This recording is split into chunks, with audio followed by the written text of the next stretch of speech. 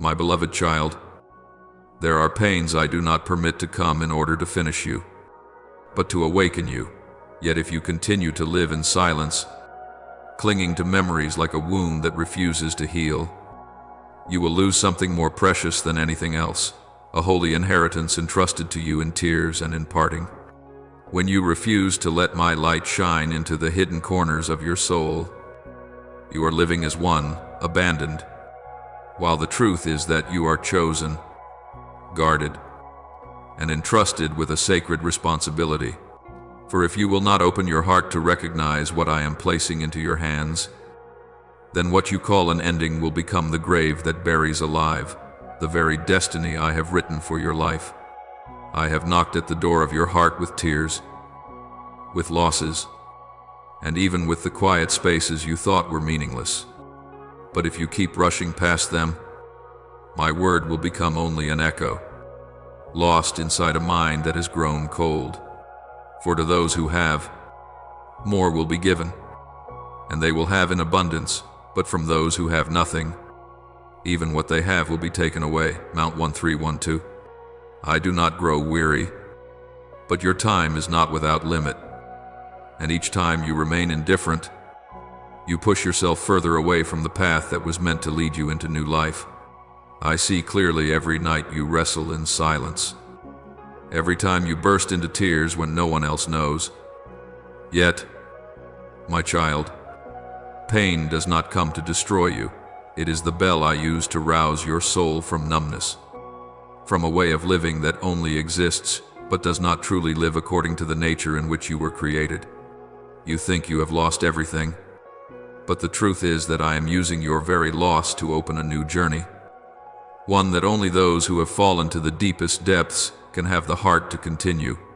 If you keep turning away and reject this opportunity, you will be left with a life that circles endlessly around nostalgia and regret, a life with no purpose, no progress, and no peace. I have not allowed you to pass through this season of loss empty-handed. There was someone who loved you to their last breath, who prayed, sacrificed, and wept in your place. That love has not disappeared. It has become an inheritance I have entrusted to you. If you keep your heart closed and refuse to embrace this responsibility, you are not only rejecting yourself, but also abandoning the prayers and hopes of those who loved you. You think I only want you to get through this, but I want much more. I want you to live in a way worthy of the legacy woven from tears, faith, and fidelity. If you keep standing in the ashes and lamenting the past, the grace I pour out will not take root, and you will go on living in the desert of a parched soul. Do you know this? I have never stopped whispering to your soul through every event, through each anxiety, through every unformed dream. But the most frightening thing is not that you do not hear, it is that you do hear. Yet you do not listen with your heart. You have begun to treat my word like background music, something that simply fills the silence. You listen to feel less lonely, then go on living as if I had never been there at all. You do not realize that in that very moment, the hour of awakening I had prepared for so long is arriving. If you let it slip by, you will slide back into your former way of life, where no one really understands what you are hurting over, where you live without knowing why you exist. When you hear me and do not respond, your soul slowly loses its sensitivity, and there comes a time when, even if I call, you no longer recognize my voice. You are standing on a fragile threshold, where indifference can become the judgment by which you lose your sacred calling. When my word becomes mere background noise, you are numbing your own ability to hear the voice that comes from heaven. I did not call you at random. It was a moment I chose because I knew your heart had grown soft enough, broken enough to receive truth. And if you ignore it, you will drift back into a life without direction, not knowing why you hurt or why you live. Every silent tear, every cry you stifle inside, I see all of it. I never overlook such things, But if you continue to treat everything as meaningless, you are the one dishonoring your own pain and refusing the hand I long to extend to raise you up. You are holding the key in your hand, yet if you do not use it, the door will not open by itself, and you will go on living in a suffocating sense of dead end that you mistake for fate, when in reality it is a delay you yourself have chosen. My beloved child, there are moments when I do not ask you to act hastily, but only to stop for a while long enough to realize that I am still here. I do not come to you in thunder, nor do I shout over the storms in your heart. I come as a gentle whisper in the hour when you quietly shed your tears. Yet I know that in this age, you are easily pulled into countless other sounds, information, images, emotions, even things that seem like rest, but in truth, only distract your soul. You are not guilty for being weak, but I want you to realize this: if you let my voice pass by like an uninteresting advertisement, you will lose the most sacred moment a soul can receive, the hour of being called awake. Do you know that the moment I speak to you is never random? It is a time carefully chosen from among millions of human footsteps. I have waited until your heart is soft enough, until your eyes are tired enough from searching, and until your soul is thirsty enough for truth. Then I come in, not by pounding on the door, but by waiting for you to open even a small crack. But if you are too busy, if you care only about your passing moods and rush past my word as you would scroll past a boring video, then that hour of awakening will slip away, not because I withdraw, but because you are not still enough to recognize it, and you will fall back into your old ways, living without knowing why you exist, hurting without understanding where the wound comes from. Long ago, when Samuel was still a child, he lived in the temple under the care of the priest Eli. One night I called, "Samuel, Samuel." He thought it was a human voice and ran to Eli. 3 times this happened, and only on the 4th did Eli understand and teach him to say, "Speak, Lord, for your servant is listening." Do you see, even in the temple, the holiest place, one can confuse my voice with human voices. If you are living in a world filled with noise and distraction, then you must be all the more careful. I do not blame you, but I am concerned for you, because if you do not learn to recognize my voice, you will not know which voice belongs to life and which voice comes from the depths of confusion and lostness. You do not need to understand everything I say right away. I am not asking you for a perfect faith, only for a small readiness, a willingness to stop, to pay attention, to believe that here and now I am speaking the very word you need. The tears you think are lonely, the questions no one answers, I see them all. And I do not speak to burden your heart, but to let you know there is one who is listening, who is knocking at your door, who is waiting for you to look up. If you continue to treat my word as something merely familiar, you will blur the sound of truth, and all that remains will be the hollow echo of your own inner world. I know there are times you are weary, and your mind is too tangled to discern what is true. And precisely for that reason, this hour of awakening is more precious than ever. Do not wait until your heart has hardened. Do not delay until pain has dulled the hearing of your soul. My call always comes before the night can swallow your spirit entirely. I always speak before darkness becomes your default state. If you hesitate, there may come a time when you no longer recognize my voice, not because I am absent, but because your soul has grown numb. My beloved, if today you hear my voice, do not harden your heart. You do not have to be good enough before you are allowed to listen. I do not come to make demands, but to heal. I do not speak in order to impose, but to awaken something that has long been asleep within you, life itself. You do not need to understand everything. You only need, when you hear, to listen with your whole heart, as if this were your last chance, as if a door were opening before you, because, in truth, today may be the very moment when that door opens at exactly the right time. Do not let my word become one option among many. You know well that my voice is unlike anything else. It does not try to be loud, does not fight for attention. It is humble and gentle. And for that very reason, it is easy to overlook. Yet that is exactly why it carries a healing power no other voice can give.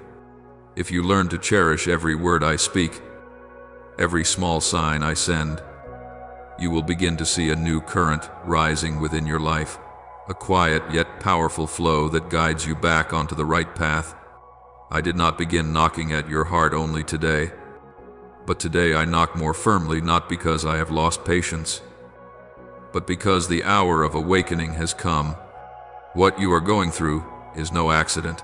Your anxieties, your losses, even your present confusion are the opening lines of a conversation I long to have with you. If you step into it, you will no longer be alone, but if you go on hearing and letting it drift away, reading and forgetting, being moved and then switching off, what you lose is not just a sermon, but the chance to live truly, to live rightly, to live fully. And you know, when a soul loses its sensitivity to the voice of God, the frightening thing is not that you suddenly become worse, but that you go on living as before, doing all sorts of things, still having religious feelings, while your soul quietly withers away. I do not want that for you. I earnestly desire that you begin again with just one small step, truly listening. Listen as if for the first time, as if there were no next time. I do not need you to grasp every symbol or fathom every deep mystery.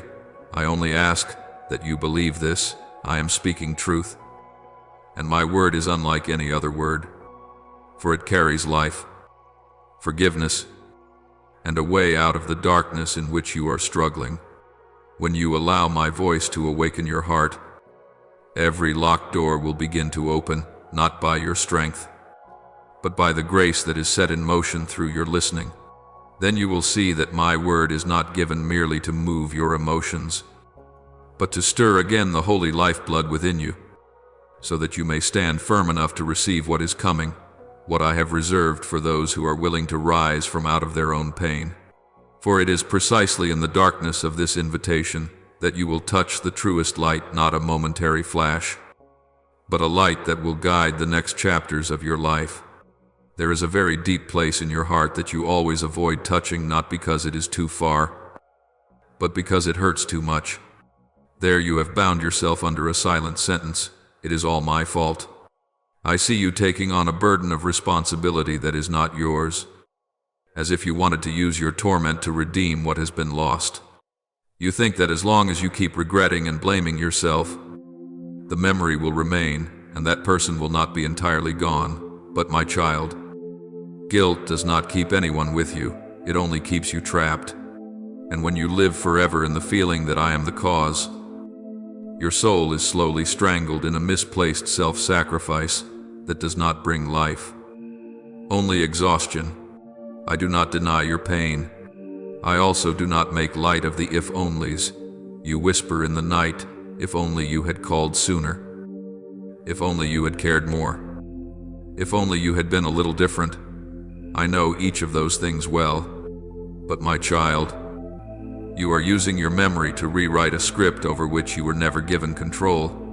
The timing of each person's life lies within my design, not within your fragile illusion of omnipotence. When you cling to the thought, if I had done better, everything would have been different, you are, without realizing it, placing yourself in a position that only I can occupy, the place of sovereignty over life and death. And in that very moment, your self-torment disguises itself as virtue.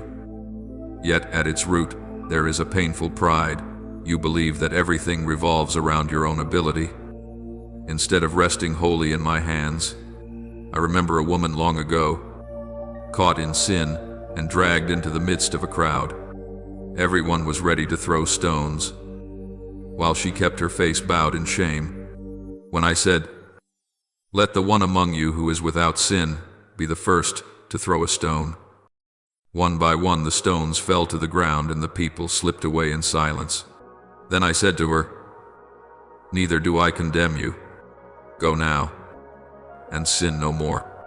Do you see, I did not deny her sin, but I did not allow sin to define her identity for the rest of her life. Yet today you are using an invisible stone to hurl at your own heart without ceasing. You have become judge, defendant, and executioner all at once. I stand before you not to condemn you, but to set you free, yet you keep locking the door from the inside. When you live too long with the feeling, "I am not worthy," you begin quietly refusing joy. You hesitate to smile, to receive blessing, to believe that anything good could still be meant for you. You fear the happiness of others, because in your heart their joy sounds like a silent accusation. How can you still be allowed to be glad? And so you push yourself out of the very place of healing I am opening for you. You think you are being humble, but in truth you are nurturing a form of self-punishment that stretches from year to year. You have stayed in that invisible prison so long that you have mistaken it for your home. I come and knock on the door each day, but you do not dare to open, because you think you are unworthy of freedom. My beloved child, I do not need you to forget, but I do need you not to let memory imprison you. I do not ask you to deny your pain, yet I long for you not to enthrone that pain as master of your life. The one who has gone ahead of you does not want you to live like a ghost of the past. And I, the giver of life, did not create you to exist wrapped in shame. If you cling to words of accusation against yourself, my hand cannot take yours to lift you up, not because I am weak, but because your fists are clenched around the shackles that bind you. I have not come to break you apart, I have come to break your chains. And then there will come a very quiet moment, when you are so tired that you no longer have the strength to accuse yourself. It is precisely then that I will whisper to you, not with thunder, but with a gentle truth. You no longer live for yourself alone. What you carry is not only memory, it is something far greater, an inheritance woven from the prayers, sacrifices, and tears of the one who is gone. When you cease your self-torment, you will finally begin to see what you have been given, and when you realize that you are an heir, you will no longer live as someone forgotten, out of the place you thought was the abyss of your guilt. I am quietly preparing you to rise into a new identity, no longer that of one who condemns themselves, but of one who has been entrusted with a calling. My child, there is a truth that many people never recognize, and because they do not see it, they spend their whole lives in a poverty they mistake for fate. I did not create you to be a nameless soul drifting through this world. On the contrary, I have appointed for you a share of sacred inheritance, not as a prize for the capable, but as something entrusted to the beloved. Within you is not only breath, but an entire line of invisible legacy, woven from prayers, tears, and hidden sacrifices of those who loved you and are no longer here. Yet I see you living as though you had nothing left, as though everything were lost, while in truth you are standing in the midst of a treasure that has already been placed into your hands. You once thought that person had simply gone away, but there are some who, when they depart, leave you more than their presence. They leave you a heritage. Perhaps it was a mother who prayed for you every night, a father who quietly entrusted you with his final words of wisdom, a loved one who once offered you up to me in tears. Those whispered prayers do not vanish into nothingness. They become a mantle of honor draped across your shoulders. Yet I see you setting it aside. You feel ashamed, exhausted, convinced that you are unworthy and not strong enough. And so you live as someone who has not been chosen. You live as though you were abandoned, as if no one had ever spoken your name before me. That is not the truth. It is only a blur brought on by the darkness that comes when you let sorrow cover the eyes of your soul. Long ago, Elisha, the one who succeeded the prophet Elijah, received Elijah's cloak when his master was taken up to heaven. He did not receive only a position, he received a flowing stream of grace that had been passed on. When Elisha took that mantle and struck the water, the Jordan River parted, proving that the gift did not die with the one who carried it, but continued in the one who dared to receive it. And you, my child, what about you? I have placed in your hands a portion of spiritual inheritance, but if you do not become aware of it, do not touch it. Do not open your heart to receive it. That mantle cannot truly operate. It will feel like a burden, not because it is heavy, but because you refuse to carry it as something that rightfully belongs to you.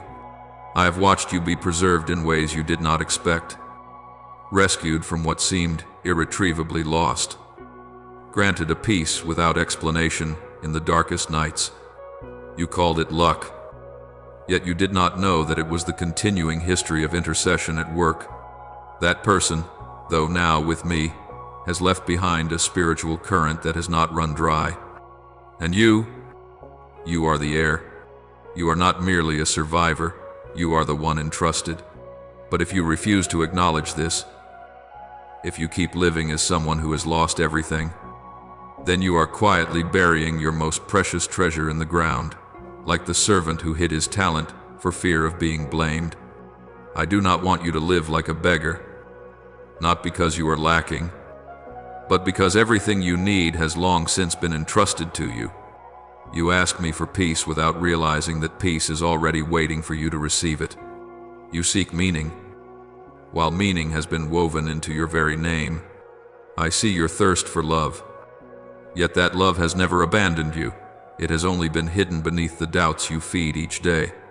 It is time for you to rise and take hold of what is yours, not to prove anything, but to step into what has belonged to you for so long. When you begin to live as an heir, your eyes will be opened, and you will understand that I have never left you alone, never allowed your calling to die, never let love become meaningless. My dear child, receiving an inheritance does not mean you must understand everything at once. It simply asks of you a humble heart that can bow and say, Father, if this inheritance truly belongs to me, please give me the courage to carry it. For if you do not step into it, you will live in the midst of treasure like someone without a home, begging scraps of hope from others while I have already prepared a banquet for you, right in the place you once thought was a desert. The greatest loss does not come from others taking something away from you, but from you failing to recognize what you already have. And as you begin to see this, you will be ready to enter what comes next, no longer mere survival, but responsibility restored, calling affirmed, and a heart set in its right place, ready not only to receive but also to give. My beloved, when you start to realize that you are no longer the one who has lost everything but the one who has been entrusted with much, you will also begin to face a very real fear, the fear of not being enough. You look at what I have placed in your hands, and it seems far too great for your strength. In that moment you do not deny me, but you do deny yourself, whispering, I am so weak, I am unworthy, I cannot do this. I hear every word, but my child, my calling has never been built upon your strength, it rests upon my grace. If you keep waiting until you are strong enough, holy enough, steady enough before you dare to move, you will wait until the end of your days, and the season watered with tears will turn into a season of barren waste. I see how often you look to others, comparing your path with theirs, your pace with their success, until you shrink back inside yourself. You think they are more gifted, more radiant, more worthy. Yet you do not realize that I did not create you to be a copy of anyone else. I have written a story uniquely for you, a story that began in love, has been forged in tears and will be completed in faithfulness. When you compare yourself, you are not only belittling your own heart, you are also questioning my wisdom. I who chose you and not another for this place. Long ago, Moses trembled as you do now. When I called him to lead my people out of Egypt, he replied, I am slow of speech. I am not worthy. I did not deny his weakness. But I answered, who gave human beings their mouths? Is it not I? I did not demand perfection of him. I asked for obedience. And from a trembling man a nation was set free. Do you see, I do not pass over the weak. I simply cannot use those who insist on hiding in their fear. Had Moses remained in his sense of not enough, Israel would never have seen the light of freedom. The same is true for you. I am not asking you to accomplish something grand all at once. I am only asking that you do not withdraw before you have even tried to step out. You think you are being humble when you speak of yourself as inadequate. But sometimes that is simply the way you avoid a sacred responsibility. I do not blame you for being afraid. I am only sorrowful that you allow fear to lead the way instead of letting me take your hand and walk with you. You do not need to see the whole road. You need only take a single small step, the step you have postponed for far too long. There are small acts I have placed on your heart many times, a phone call to ask after someone, an unfinished apology, a forgiveness you keep withholding, a good deed you know you should do but keep delaying. You keep thinking, when I am stronger, I will do it. But my child, it is precisely those small acts that are the first trickle of your calling. If you despise what is small, you are blocking what is great. Grace does not pour in a flood through a soul that only waits.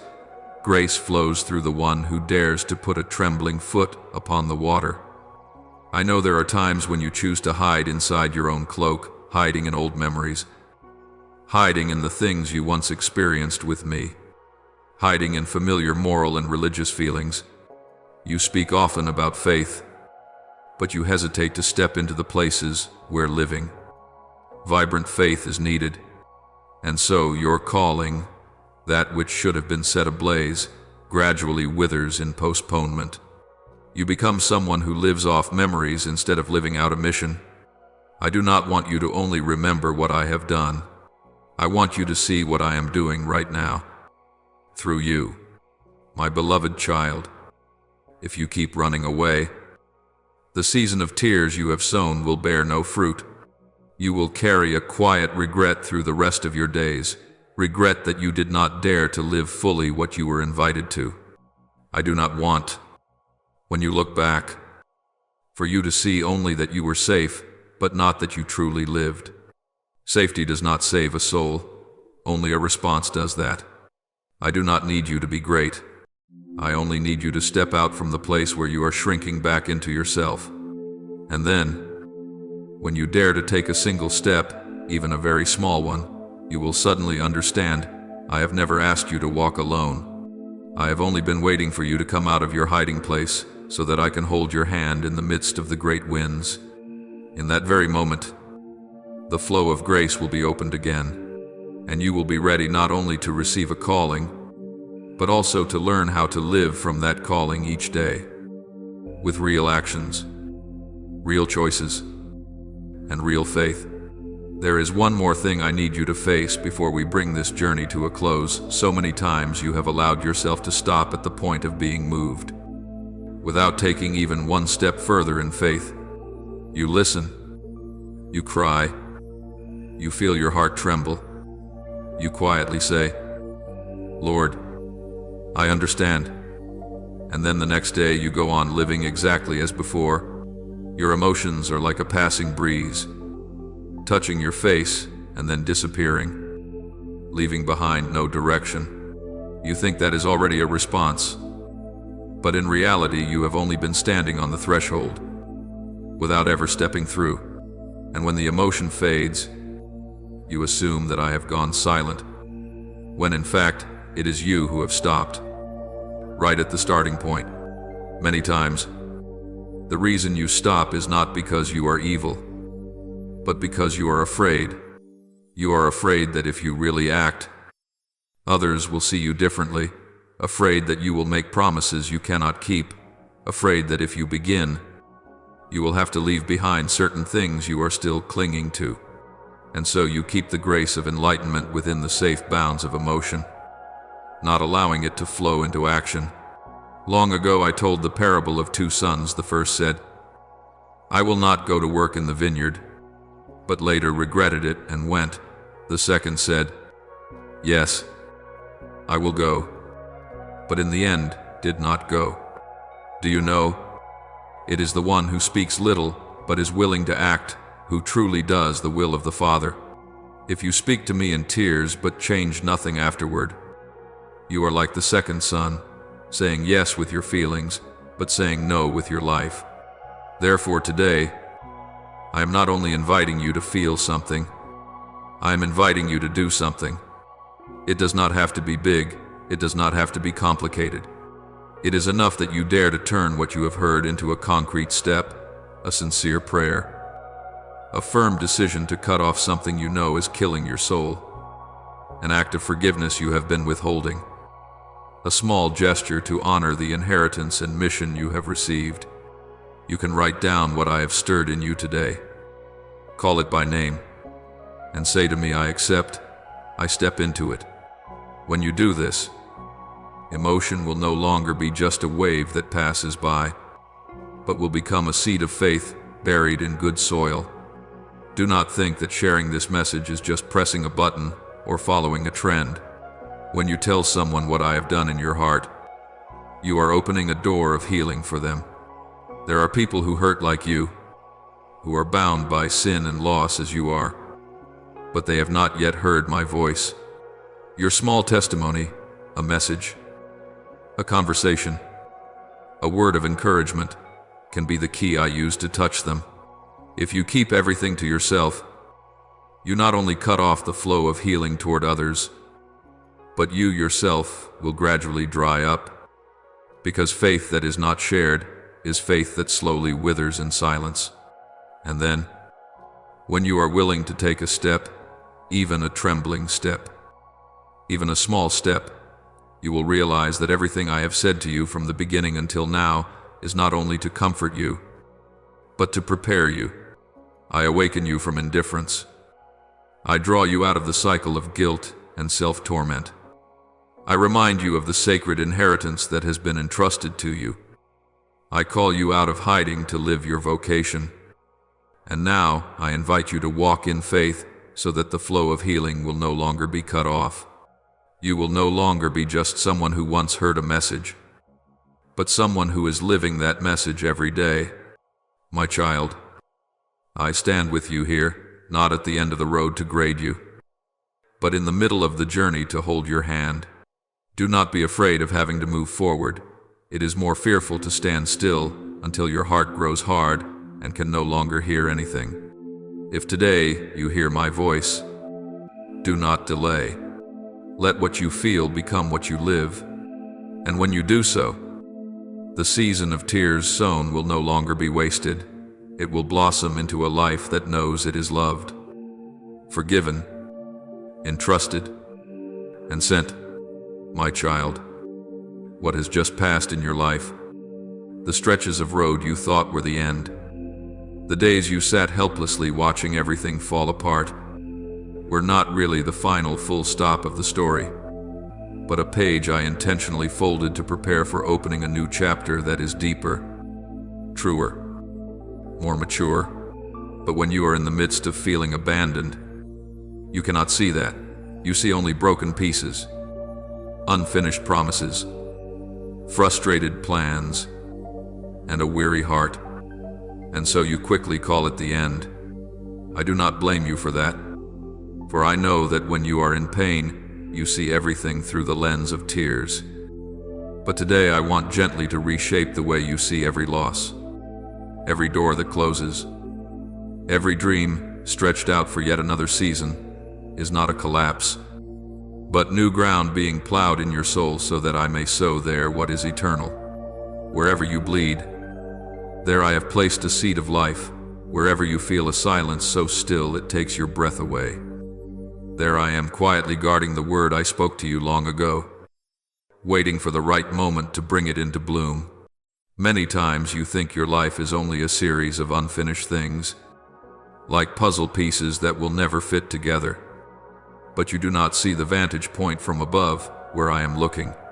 I see clearly every fragment you go through. I know where you fall, where you struggle to rise, where you just want to give up. And it is precisely those scattered stretches of road that I am slowly stitching together into a single continuous thread. There will come a time when, as you choose to walk by faith instead of staying in your feelings, you will be astonished to find that the events you once cursed have become the milestones that shape the person you are today. The separations that seem to steal everything from you have opened up in you a new depth of soul that you never had before. You will begin to sense within yourself the emergence of a different kind of driving force, not the fleeting excitement of emotion, but a quiet endurance, a gentle steadfastness, like a stream running beneath rocks, slow yet unstoppable. This is the sign that the seeds I sowed in tears are silently sprouting in your heart. I know there are memories you would very much like to bury deep, doors in your heart you want to lock tightly, because every time you touch them you feel as if you cannot breathe. But, my child, do not be too quick to push those memories away as if you were chasing away the dark, because, in the very things that have happened, even those so painful you do not want to mention them again, there are still lessons and messages I have reserved especially for you. What chains you is not the memory, but the way you see and define it.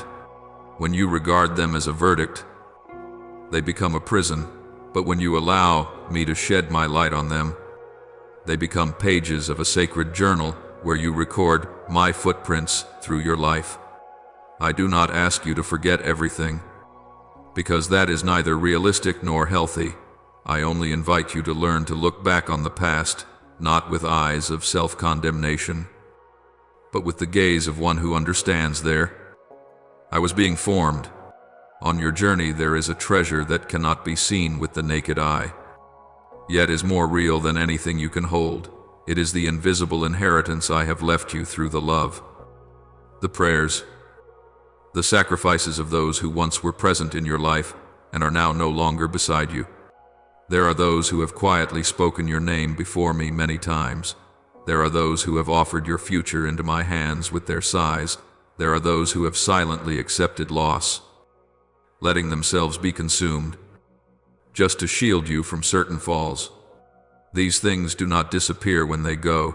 They do not dissolve into the air like smoke, but are gathered by me, refined, and kept in full value in the spiritual realm, like drops of oil stored in a sealed jar. Today, in this very moment, I am opening that jar, not to draw you back into the past, but to hand over to you the portion of the inheritance that has been stored up through the tears and faith of those who went before you. True love does not burn out when a person is no longer here. I simply carry it into a new form. It becomes clarity. It becomes guidance. It becomes an inner strength within you that at times even you do not understand. When you wonder why you are still standing, do you remember the times you almost collapsed but unexpectedly found a little courage to take another step? The moments when you wanted to let go of everything, but inside there was a very gentle voice telling you, don't. The times you narrowly avoided a wrong decision. The moments you were about to say yes to something that did not belong to you, but in the end changed your mind. You thought that was luck, that you just changed on your own. But in reality, that is the history of intercession quietly at work, the proof that the holy inheritance has never been buried. Now, I want you not only to be a vague recipient, but to become someone who is aware I am wearing a cloak. When you realize that you have a share in that inheritance, you will understand why I do not allow you to live like a wanderer, why your conscience is not at peace whenever you try to live contrary to what lies deepest in your heart. It is not because I want to trouble you, but because that cloak is constantly reminding you that you were born to continue a story, not to close it in bitterness. It is true that some things have ended, that some relationships cannot return to what they once were, that some pages of your life cannot be rewritten in the way you desire. But that does not mean that every door is closed. On the contrary, precisely when some of the doors you cherish most are shut, other paths begin to appear. New possibilities within you finally find room to emerge. The gifts I placed in your heart from the very beginning, the capacities, the sensitivity, the compassion, the ability to understand the pain of others, once veiled by the hurried pace of life and small pursuits, are now being gently awakened by me again. You will begin to notice that you are more easily moved by wounded lives than before. You will find that you have words to comfort others in a way that is uniquely yours. You will feel your hands wanting to do something for someone who is hurting as you once were hurt. And that is the moment your calling begins to stir. These things do not fall from heaven at random. They are the fruit of an entire season of cultivation that you have gone through in tears.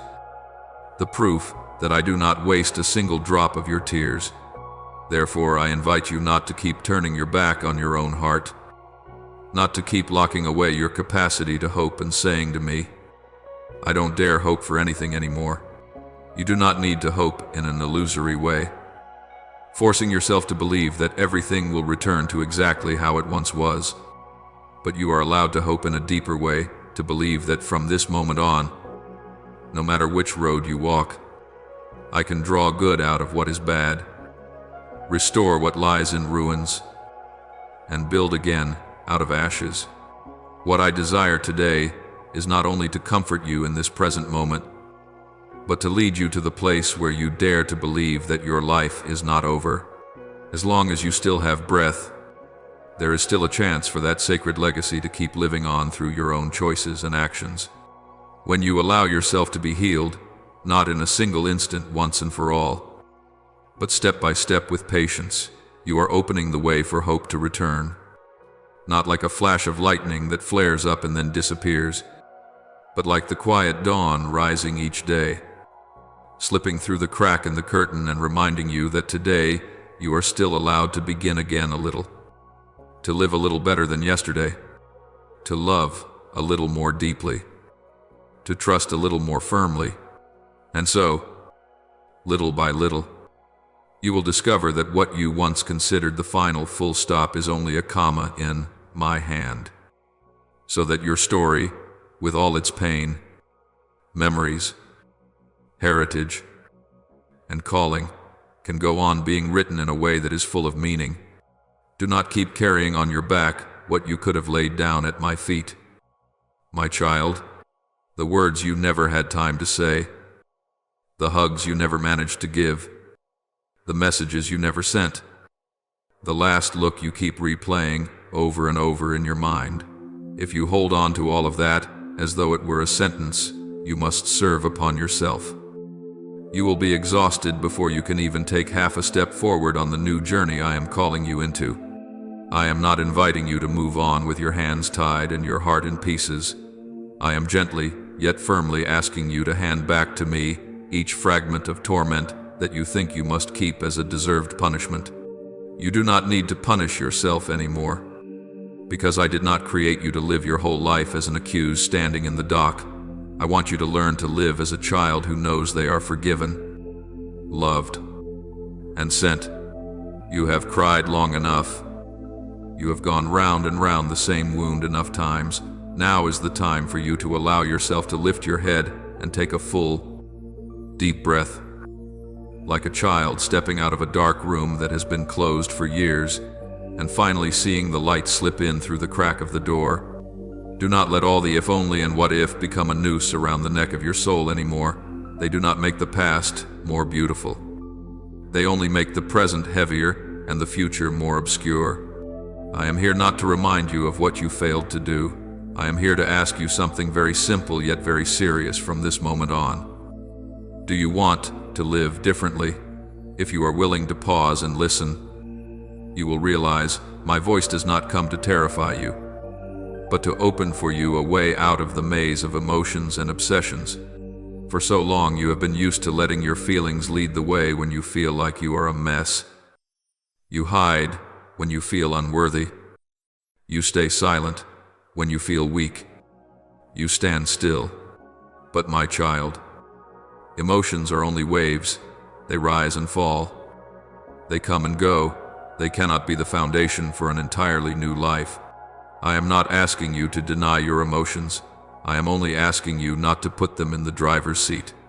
To let me lead means that there will still be times you feel sad, still tremble, still hesitate. But you choose to trust my word more than the negative whispers inside your own head. That is the very first step of faith, not feeling strong, but daring to give me the right to lead, even when you are still trembling. When you do that, certain things in the unseen world begin to shift into a new order that you cannot fully perceive. Doors that have long been shut start to open a crack. Relationships that seemed dead are touched again. Wounds that seemed never to heal begin to ache less. I want you to understand that every time you sincerely return and say, "Father, here I am. I don't understand everything, but I believe," heaven does not remain still. You are not just saying a few lines to complete a ritual. You are sending a clear signal into the spiritual realm. This child is willing to let the Father act. At that moment, the angels are no longer just a vague concept in books. They are sent to protect, to open pathways, to fight in battles you do not even have the strength to see, let alone to win. Many times you think you suddenly feel at peace again. Someone just happened to show up at the right time. You just happened to escape a terrible situation. But you do not realize that behind what you call coincidence there is an entire strategy of salvation that I and the angels have quietly arranged. That is why I earnestly invite you not to stop at a passing emotion. Because every time you truly respond, every time you choose to believe, a new wave of grace is activated in your life. Try to imagine your life as a house that has long been closed up. Inside are rooms covered in dust, damp and moldy corners, doors that have never been opened because you are afraid of what might appear behind them.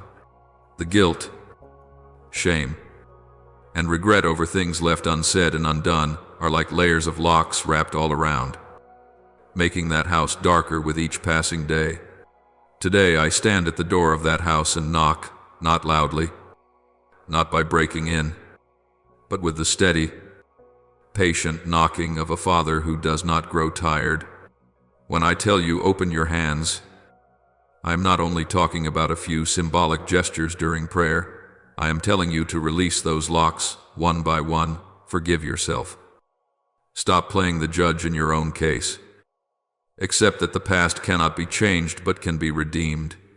When I tell you open your eyes, I am inviting you to look at your life no longer through the lens of guilt, but with the gaze of someone learning to recognize my footprints in every small detail, a word of comfort at the right time, a new opportunity, an unexpected open door at work, a companion I send to walk with you.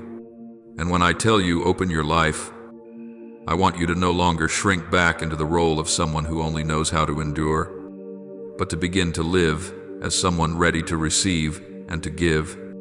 I understand your fear when you hear words like something new, another journey, because your mind instantly fills with questions. What if I fail again? What if I hurt others again? What if I can't keep what I promise? But, my child, what I am waiting for from you is not a flawless contract, but an honest heart. You can say to me, I am still afraid, but I don't want to keep running. I am still weak, but I don't want to live like someone paralyzed anymore. I still don't see clearly, but I want to follow. Even that confession, if it comes from your heart, is enough to move the whole of heaven, because it shows that you are no longer revolving around yourself, but beginning to revolve around me. That is the starting point for every lasting transformation. I want you to realize that every true conversion begins very quietly, not with dramatic performances that impress the world, but with small, hidden decisions that only you and I know. The decision to switch off something that you know will drag you back into the same old mud. The decision to open scripture on an evening when before you would have chosen to scroll your phone. The decision to say, "I'm sorry," even while your ego still hurts. The decision to send someone a word of encouragement instead of remaining silent. These things may seem insignificant to you, but to me, they are the very first bricks of a new road. It is a road on which every step you take, I am there, steadying your trembling feet, wiping away each drop of sweat, and smiling when I see that even when you stumble. You do not go back to the place where you once fell.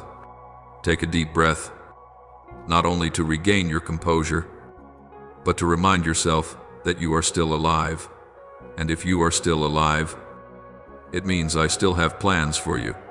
The breath moving in and out of your chest is not just a biological reflex. It is a sign that your time on this earth is still unfolding, and every remaining moment can become part of the story of salvation if you are willing to place it in my hands. Do not rush to declare a verdict on yourself based on old chapters. Pages, blurred with tears, can still become the backdrop for a more glorious climax. If the author of the story, I, is allowed to keep on writing instead of having the pen taken from my hand because you feel unworthy. The extraordinary thing I desire to do in your life does not have to be loud or spectacular so that the whole world notices. Often the greatest miracle is the one that happens very quietly. A heart that once shrank back in fear, learning how to open and trust. A soul once haunted by guilt, learning to look up and call me Father with a voice that trembles, yet is sincere. A person who once lived for the approval of others, learning to place their worth instead in my gaze. When these things happen, the heavens rejoice, and all the tears of the past, yours, those of the one who loved you, and even mine, do not fall in vain. I do not promise you that from now on everything will be easy. There will still be days when you find yourself facing the same sadness again. Hours when you wonder whether you are really growing or just standing still.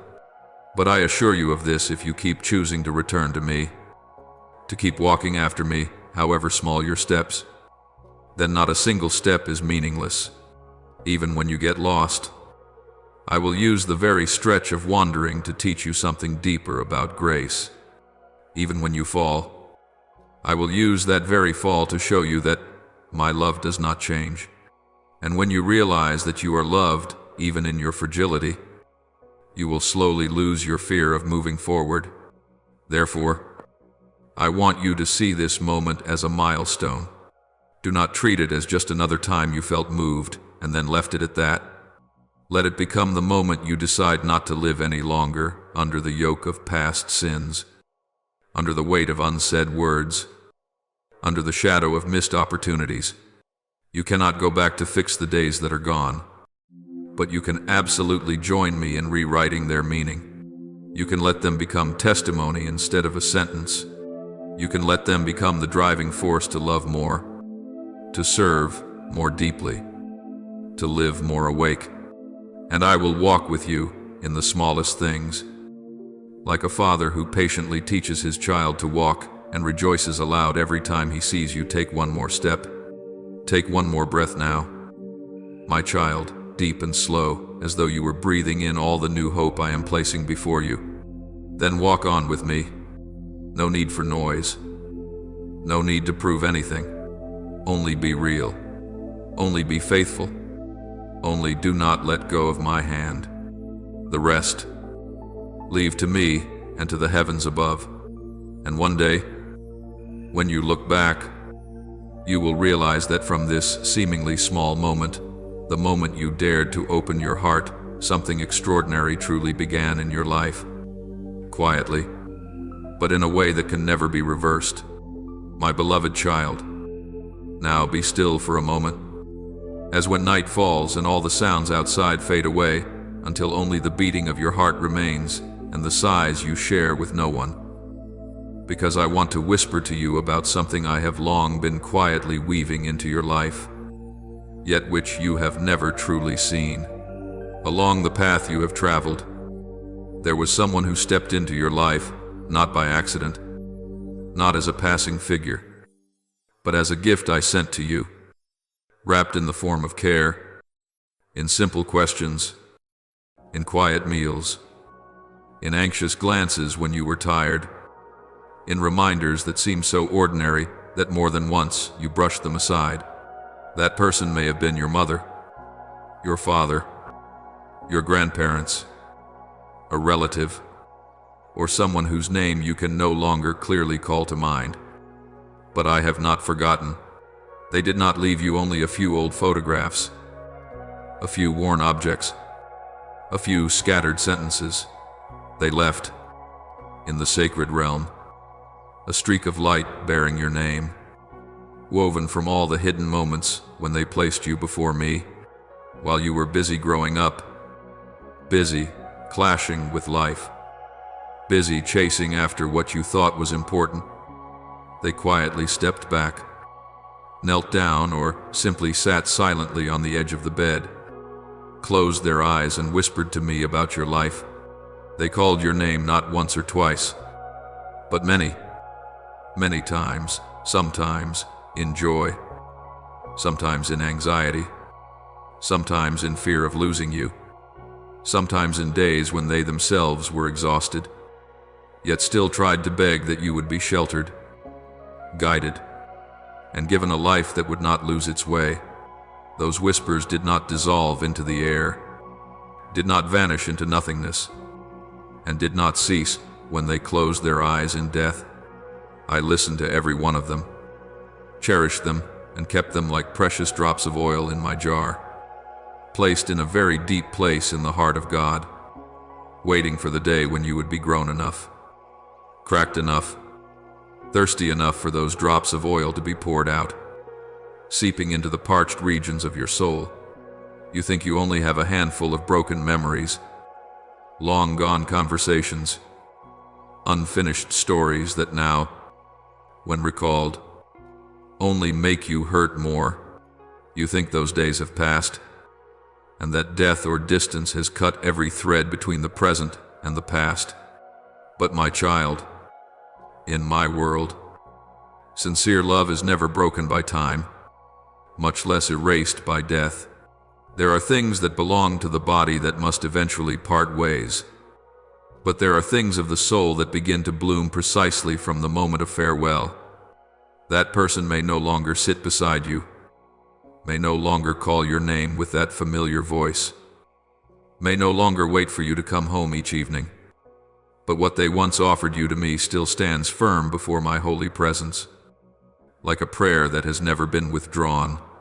In the moments when you feel most alone, convinced that no one understands, no one is by your side, you have no idea that behind you stretches a long history of prayer, like an invisible shield between you and the abyss.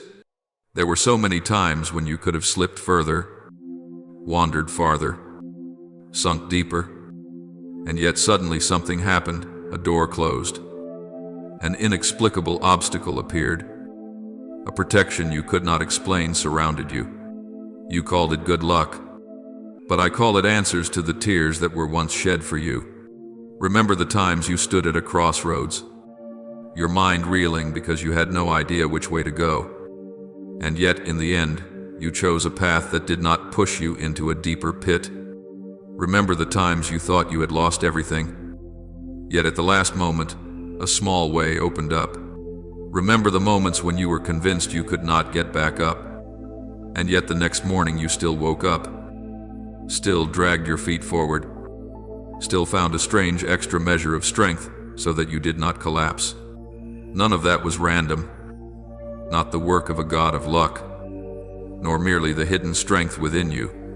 They are the traces of a stream of grace that had been prepared long before, flowing quietly through the prayers that person offered on your behalf throughout all the years when you were still naive, still careless, still unaware of how deeply you were loved. Each time they closed their eyes and forced their weary heart to keep calling your name. I was there. Every tear that fell because of you I recorded, not as a dry statistical chart, but as seeds of life being buried in the earth. A seed does not sprout immediately. It cracks open in silence, in darkness, over time. And in the same way, the prayers of intercession they made for you may not have shown results right away. But one day, in the very midst of your crisis, they will begin to take root and push up through the soil of your heart as something new. Try to look again at how you have been preserved. There were times when you almost decided to do something that would have turned your life down a very dark path. But then a sudden phone call, a single comment from someone, or an event that seemed insignificant pulled you back. There were times when you were so weary that you wanted to let everything go. But then a song rose up somewhere. A line from my word passed before your eyes. A memory of that person unexpectedly touched your heart, and you could not bring yourself to destroy who you are. You thought it was coincidence. But I want you to know there is no coincidence in my love for you. I use the smallest fragments, the simplest details of daily life, to form a gentle hedge around you, keeping you from destroying yourself. And most of those good coincidences are bound up with the moments when that person offered you to me, placed you in my hands, entrusted to me a future they were not sure they would live long enough to see. Have you ever wondered why? Even when you lose your way, there is still a restlessness in you, a very deep tone that the world cannot silence. Have you noticed that no matter where you run, no matter what pleasures you hide in, there is always a part of you that never truly feels at home in the darkness, that is not merely conscience in some vague sense. It is the fruit of prayers that begged, please keep this child for you, please do not let this one be lost. That is why you can never be at peace when you live contrary to what I have prepared for you. The legacy they left you is not a burden forcing you to become perfect according to anyone's standards. That legacy is, above all, a gentle yet powerful reminder that you were not born to live a makeshift, second-hand life. My child, I am not telling you these things so that you live in regret, thinking, I did not respond soon enough, I did not love them well enough, or I let them down. I do not want to turn the past into a whip lashing your heart. I speak to you so that you will see that you are not as empty-handed as you think. You are not an orphan in the spiritual realm. You are someone standing in the middle of a hidden treasure. You simply have not turned around to open it. Every prayer said for you, every time they were exhausted, yet still lifted you up in their mind, became a spiritual investment deposited into the future of your life. Now, as you walk through a land full of trials, I begin to remind you of these things, not so that you turn back in nostalgia, but so that you move forward with courage, knowing that behind you there is an invisible hedge woven from human love and the faithfulness of God. You have become so used to thinking of inheritance as houses, money, land, things that can be measured and counted. But I am giving you something else, the inheritance of intercession and offering. That person once entrusted you to me, and I accepted. That act did not end when they left this world. I do not forget covenants made in love. I do not forget the times they said, Lord, I do not know how far I will have the strength to walk with this child, but please go with them, even when I am no longer by their side. Today I am fulfilling those very words. I step into your pain, into your loss, into your shock, not as a judge coming to interrogate you, but as a father coming to remind you, you are not here alone. You are carrying forward the story of those who loved you and trusted in me. What I ask of you is not to carry on your shoulders a rigid sense of duty, not to live under the pressure of repaying those tears. What I desire is that you do not bury everything beneath the thick soil of fear, guilt, or indifference.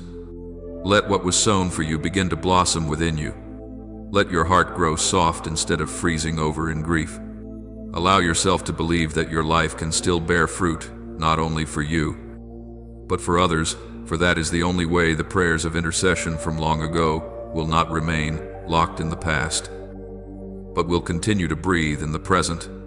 You can begin in very simple ways with a sincere thank you offered to me on their behalf, with a decision to live more kindly, more cleanly in your thoughts and actions, by choosing forgiveness instead of resentment, choosing to move forward instead of lying forever beside your wounds. Every time you choose the light, that legacy is activated. No choice is insignificant when it is made under my gaze. No act of love is wasted when it springs from a love that has gone before you. And, my child, the most beautiful thing is not that you only keep what has been given to you, but that one day you yourself will become someone who leaves an invisible legacy for those who come after. You will not only be the one who is prayed for, but the one who knows how to pray for others. You will not only be protected by intercession, but become someone who stretches out your arms to shield other hearts, using your own experience of pain and healing. On that day, you will understand that none of the losses, none of the tears, none of the times you fell but were lifted up again, were meaningless. They are part of the mission of continuing to live that I have placed within you, the mission of carrying forward the story of love, the mission of letting the flow of spiritual inheritance not stop at one name but spread through your very life. Like ripples spreading across the surface of the water when a single tear falls into my hand. For everything I have told you about not stopping at emotion but walking in faith is not meant to add another burden to your shoulders, but to ready you to look at your life with new eyes. Today, I want you to understand more deeply, this is not only an invitation, it is a time that has been appointed, not some vague one day in the future, not when you are stronger, not when the pain has vanished completely, but right now. It is precisely when you feel weakest that I am awakening in you things you never knew you carried. What is stirring within you is not simply maturity through experience, not only the fact that you grow after each fall, but the movement of a current that was sown long ago through the prayers, tears, sacrifices, and love of the one who walked before you.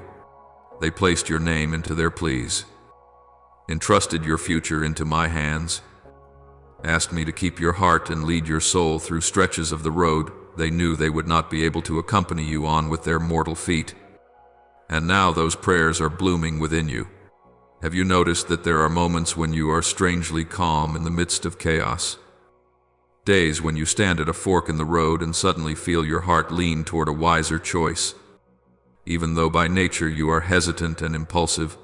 Moments when words come from your lips to comfort others, and, looking back later, you yourself are surprised that you could even think such thoughts.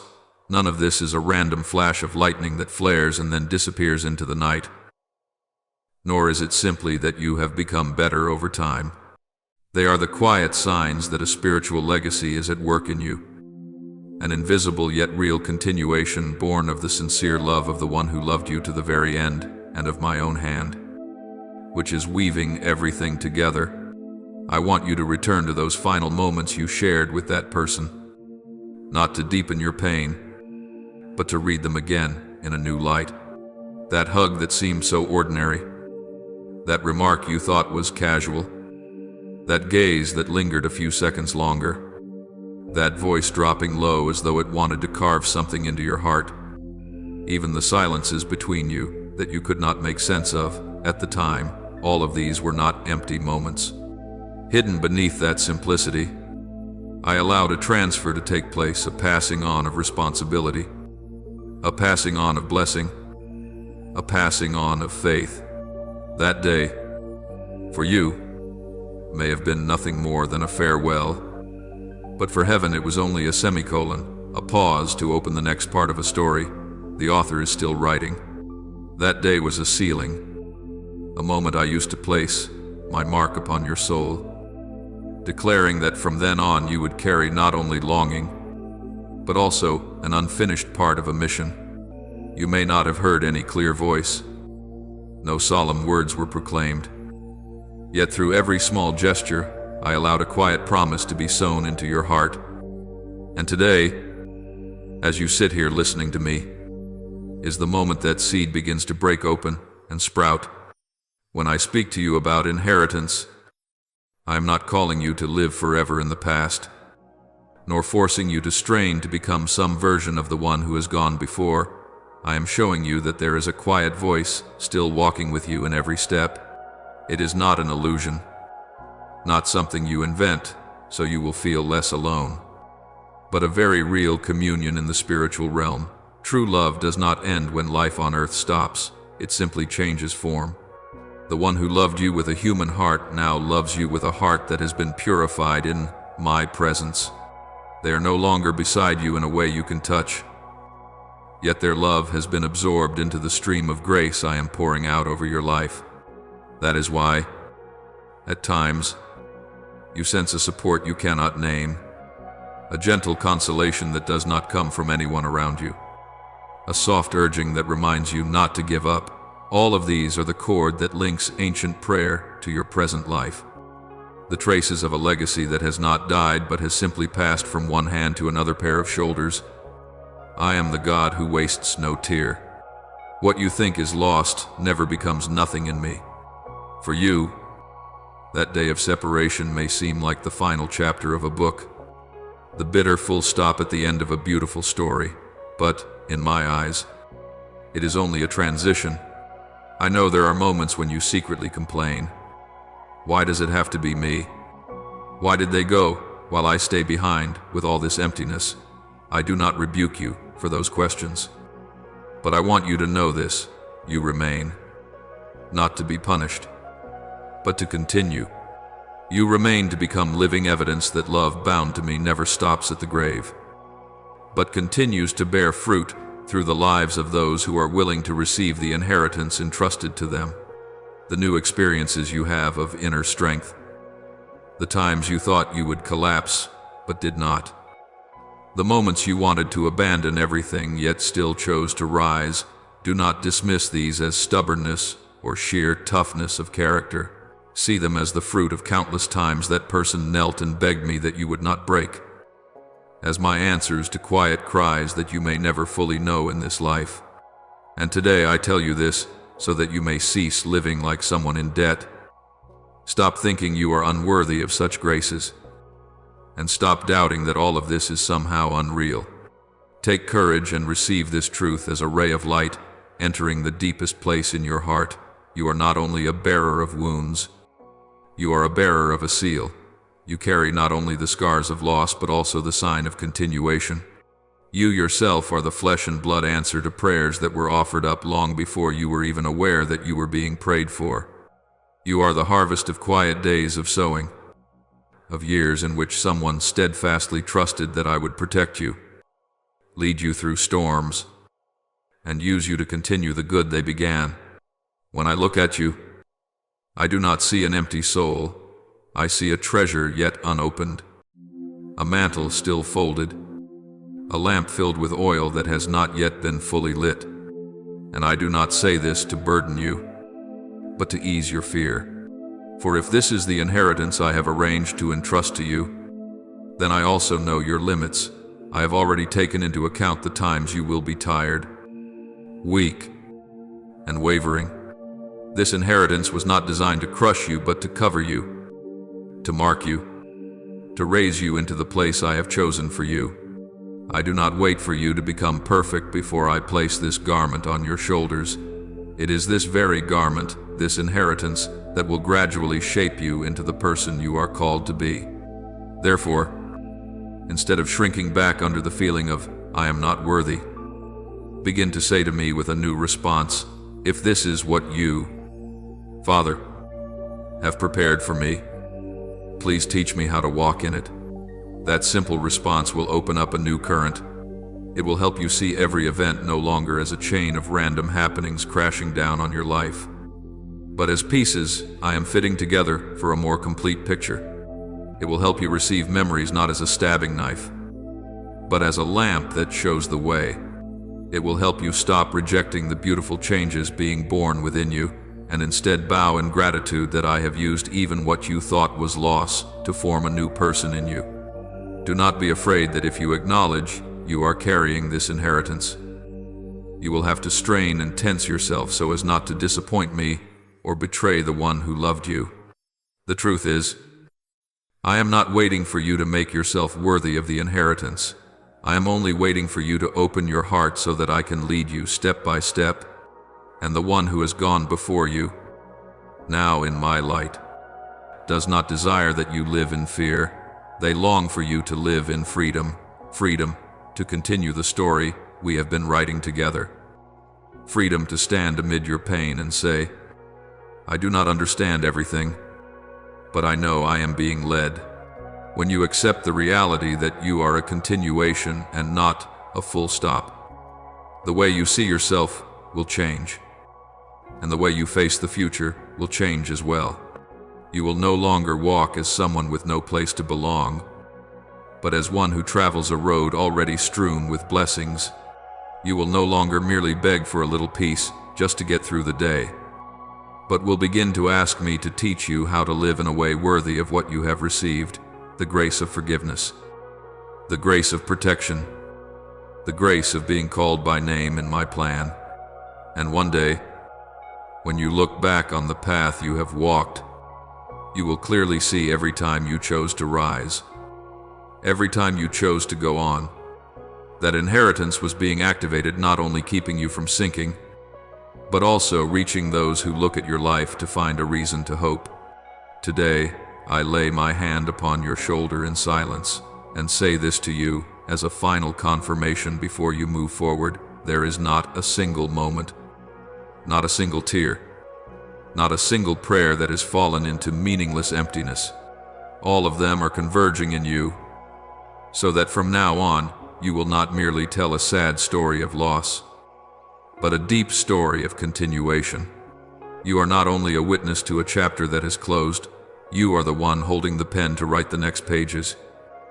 Under my guidance, beneath the tender gaze of the one who loved you, and within the flow of a sacred inheritance that no death can erase. My little one, in my hands. Now I want you to look back calmly, a little more slowly, so that you may recognize that what is happening within you is not just a passing wave of emotion that will disappear. The memories you once treated as old film reels, the recollections that came and went whenever you missed the one who has gone, are today stirring like a new current of life, as though something within you has just been awakened. What was sown long ago through prayers you never heard, and sacrifices you knew nothing about. Moments when someone quietly spoke your name before me is no longer lying still. It is like a seedling that has silently taken root in the dark, watered by many tears and many silent nights. And today it begins to push through the soil, reaching for the light. Do not be quick to dismiss the unease, the inner urging, the restlessness you are experiencing. It is not disorder, but the sound of a spiritual life awakening within you. I am using your very heart as the place where I cause something new to grow, not out of nothing, but out of all that has been handed down from the generations before you, from those who have loved you to the very end. Have you ever wondered why, in the moments that feel most hopeless, you still find a tiny ray of light that keeps you from collapsing completely? Why, when every thought drags you toward negativity and despair, there is still a very small voice inside whispering, do not let go? Why, when everything around you encourages a life of resignation, you can never fully agree with it, as though there is a part of you that refuses to accept that you were born merely to exist and then vanish. You think it is personality, willpower, or good fortune. But I tell you, it is the imprint of the inheritance that I and those who loved you have placed within you. The unexpected calm that appears when you stand before important decisions. The ability to discern what you should avoid even when no one has explained it clearly. the intuition that draws you out of a toxic relationship or away from a wrong step, all of that is not a random product. It is the result of a stream of grace that was opened long ago through intercessory prayers and hidden cries. A stream that is now rising within your own heart.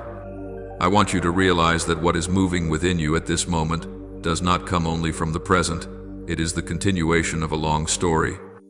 There were nights when you were far too small to understand, that someone stood before me and said, "Please shield this child. Please do not let them go astray. Please use their life for something that belongs to you." Those words did not fall into meaningless emptiness. I kept them as a farmer keeps good seed. I tended them, waited, watched the time, and today, right when you think you are left only with broken pieces, I choose this very moment for those seeds to sprout, not because you are more worthy than anyone else, but because now you have become soft enough to understand that you can no longer lead yourself. When you think you have lost everything, that is precisely when your heart is most ready to receive what has long been yours. Yet you never dared believe you did not enter this world empty-handed. You were born with a share in a spiritual inheritance. I call all of this a mantle, not the kind of cloak people parade in with pride, but a quiet mantle that covers you, so that you are not left bare in life's storms. This mantle is not woven from fabric, but from faithfulness, faith, tears, and surrender. It bears my imprint upon your life. It gives you an identity. You are no longer a wanderer searching for support, but someone who has a place within my plan. When you feel rising in your heart a desire to live in a way worthy of the love you have been given, when your conscience stirs painfully at the suffering of others, when you realize you can no longer endure seeing yourself continue to live without meaning, that is the moment this mantle is being placed upon your shoulders. You may not see it, but your soul can feel its weight at once, a burden and an honor. I do not deny the heaviness you feel whenever you hear the word responsibility. You are exhausted by the false burdens this life has piled on you that you must succeed, must please others, must appear strong, must hold back your tears. I have not come to load you with yet another burden like that. The mantle I place on you is not a chain tightening around your neck, but a gentle affirmation. You belong to me, and your life has meaning. The responsibility I invite you to receive does not begin with what you must do for me. It begins with how deeply you dare to believe you are loved. When you consent to wear this mantle, the first change is that you no longer live like someone who has lost themselves. No longer tell yourself that you are just an extra, and only then do you slowly learn how to live in a way worthy of this new identity. Privilege and responsibility always go together. I do not entrust you with something precious merely for you to lock it away in a drawer, but neither do I force you to spend this life straining yourself in my direction. I walk with you, step by step. You may ask, how can I know that this is a sacred inheritance and not simply my personality changing over time? Look more deeply. Why is it that the more loss you pass through, the more sensitive you become to the pain of others instead of growing numb? Why is it that, instead of shutting down completely, there is a part of you that wants to embrace those who are collapsing as you once did and say, I understand you. Do not give up. Why is it that, amid all the temptations urging you to live only for yourself, you still hear within you a call to live wider, deeper, more truthfully? These are the signs of a current that does not spring from your own instinct for self-defense, but from a place higher and deeper, the place where I am slowly shaping you in my image. I am forming you not only to know how to survive, but to become a source of support for others one day. The inheritance I give you is not a shining medal for you to pin on your chest and display before others. It is more like a lamp placed in the hands of someone walking through the night. That person can choose to hide the lamp under their cloak, stumbling as they walk and blaming the darkness of the road. or they can choose to lift the lamp high, letting it light the way for themselves and for those who walk beside them. When you receive this sacred legacy, the first thing that changes is not the image you present on the outside for others to see, but the way you look at yourself and at life. You stop asking, "Why is all this happening to me?" and begin to ask, "How am I called to live in the face of all that has happened?" You stop staring only at what has been taken away and gradually recognize what has been given. This transformation does not happen once for all. It unfolds day by day. In every choice, in each way you respond to difficulty, in the way you speak to your own heart when no one else is watching.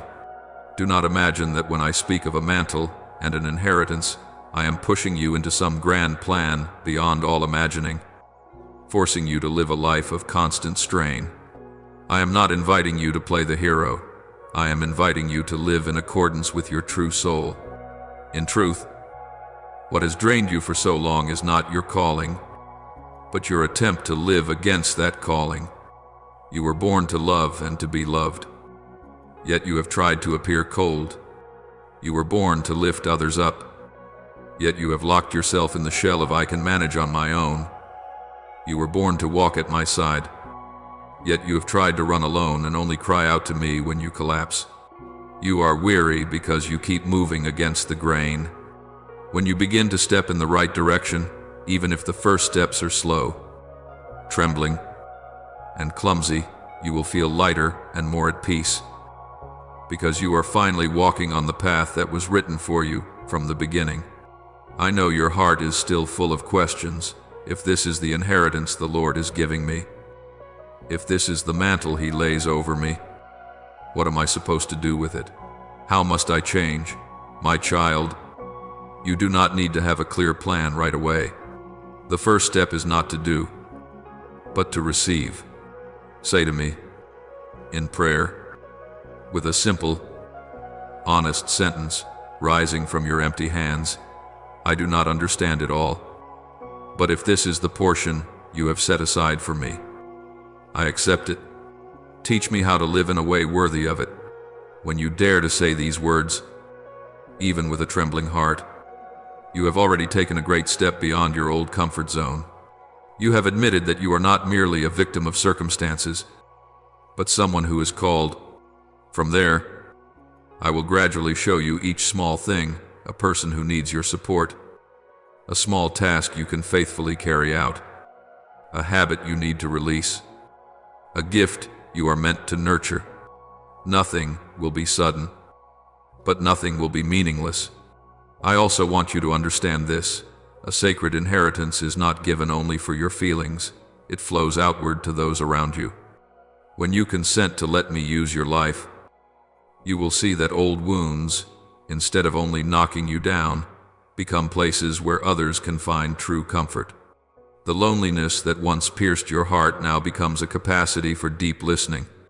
The times when you thought you would never get back up now allow you to hold someone who is collapsing and say, "I have been there, and I know the Lord does not abandon us." You no longer live like an onlooker to your own life, watching everything happen without understanding its meaning, but become someone who knows that every detail, both beautiful and painful, is being used by me to weave a story with the power to heal. Finally, I want you to remember this, whether you accept this inheritance or not, whether you put on this mantle or not. My love for you does not diminish, but your choice will shape the quality of your soul's life. You can choose to spend the years ahead merely existing, fulfilling your duties, playing out your roles, yet remaining empty inside. Or you can choose to live as someone who knows where they stand in my heart and knows they are carrying something greater than themselves. I respect your freedom. I do not force you, but I earnestly invite you, because I see a horizon you have not yet glimpsed. A day will come when, looking back, you will recognize that not a single tear you shed was wasted.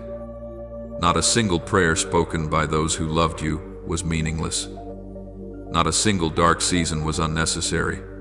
All of it has been gathered up, placed into your hands as a treasure, and you will have had the courage to open it, to walk with it, and to pass it on to those who come after you.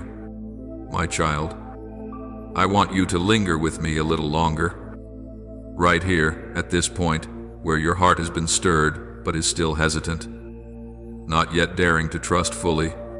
There are things you thought were shattered, lost along the way, swallowed by forgetfulness together with goodbyes, last handshakes, and promises left unfinished.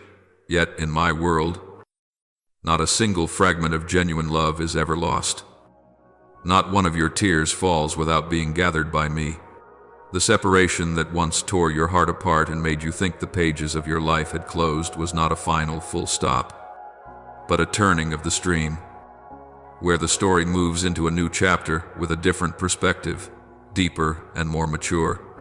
Every tenderness you once received through someone's embrace, through small, everyday care, through gentle words of guidance, I have taken note of, preserved, purified, and now returned to you in a deeper form, as nourishment for your soul. When you thought your memories were nothing but cuts on your heart, I have been using them as a kind of spiritual food. They are becoming wisdom, compassion, and a new way of seeing as you face life and your own self. Time, in your eyes, may look like a ruthless current, sweeping everything away, fading even what you consider sacred. But in my eyes, time is like a skillful hand chiseling a rough stone so that what is true can gradually reveal its beauty. What is illusory and clings only to passing emotion will fade, but love, whose roots are in me, will be polished brighter through the years until, at the right moment, it flares up like a lamp in the night. That moment is not some vague, distant future, nor a someday you long for but hardly dare to name. That moment is now, this very instant, as you sit before me, listening to me speak to you and feeling that you have not been forgotten. Now, not later, is when I place my hand beneath you to lift you up, not only so that you will hurt less, but so that you may continue walking as a living continuation of what was begun in sincere love. In you I see not merely someone who has survived loss, but someone who carries within themselves the story I have sown into your family, into that relationship, into those who have gone before you. You do not replace anyone, but you are the next beat in a melody that has never been silenced. When you allow me to touch your wounds, to tell you that nothing has been thrown away, you will begin to notice very concrete signs that you once overlooked or dismissed as coincidence. You will realize that, even without preparation, you can utter words that are gentle and timely when you meet someone else collapsing as you once did. In the past, when faced with another's suffering, you could only keep quiet or clumsily search for a few phrases to get through the moment. But now you find within yourself a strange tenderness, unhurried, non-judgmental, free of empty platitudes. You are able to listen longer, to be more patient, to remain silent when silence is needed, and to speak just a small sentence that nonetheless reaches the very depths of the listener's heart. This is not because you have become better on your own. It is a sign that the love you once received, which you thought was lost, is being reborn by me as wisdom and compassion. You will also notice that your way of looking at people has changed. Instead of seeing others through quick labels, weak, troublesome, annoying, they brought it on themselves. You begin to look deeper within you, see the fear hiding beneath anger, the loneliness crouching behind a strong exterior, the hidden corners people try to cover with a polite smile. This is not so that you can reopen their wounds, but so that you can touch the very place of pain without making it bleed more.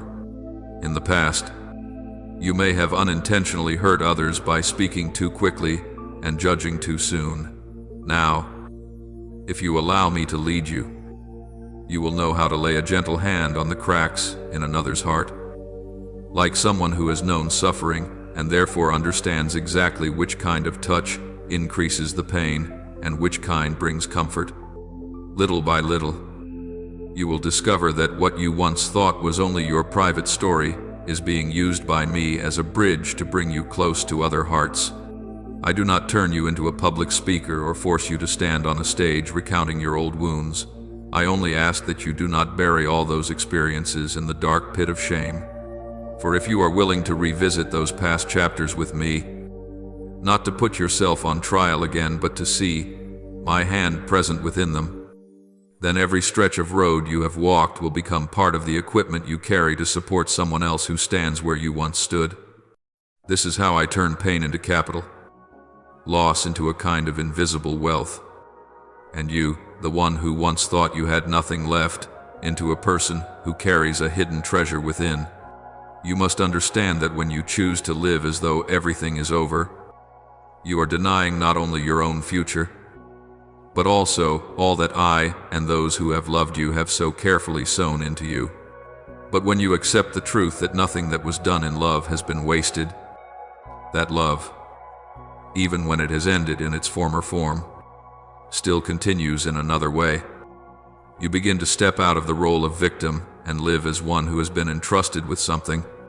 In that moment, you no longer ask bitterly, "Why did that happen to me?" but you dare to ask instead, "In the light of all this, who am I being called to become? And what can I do for those who are hurting as I have hurt?" That question opens up a new path, the path of someone who no longer imprisons himself in the room of shattered memories, but dares to step into the world with hands that are imperfect, yet willing, to hold the hearts that are cracking as yours once did. Then you will understand more deeply that I raised you up not only so you could stand on your own, but so that you might become the outstretched hands of those who once held yours and are now in me. Every prayer that person offered for you, every time they spoke your name before me, every tear they shed in concern for your future, none of it disappeared into some vague emptiness. I gathered it all, as a farmer gathers good seed into his barn, waiting for the right season to sow. And now I am scattering that seed along your steps, into the way you think, into the way you love, into the way you forgive, into the way you are patient with others and even with yourself. You may not be able to sense it fully, but every time you choose to respond with gentleness instead of irritation, to remain in silent prayer instead of speaking harsh words, to stay beside someone who is collapsing instead of turning your back and walking away, you are allowing that inheritance to be revealed.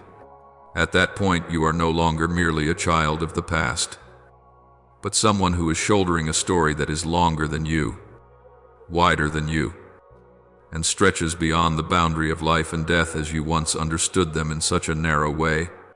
I want you to know that there is no page in your life that is a surplus page. Every time you have loved sincerely, every person who has touched your life with a true heart, every interceding prayer that has whispered your name before my throne has helped to weave the garment you are wearing today. You may not like a few of the patterns on it. You may wish that certain threads had never appeared. But I am the one who sees the whole design.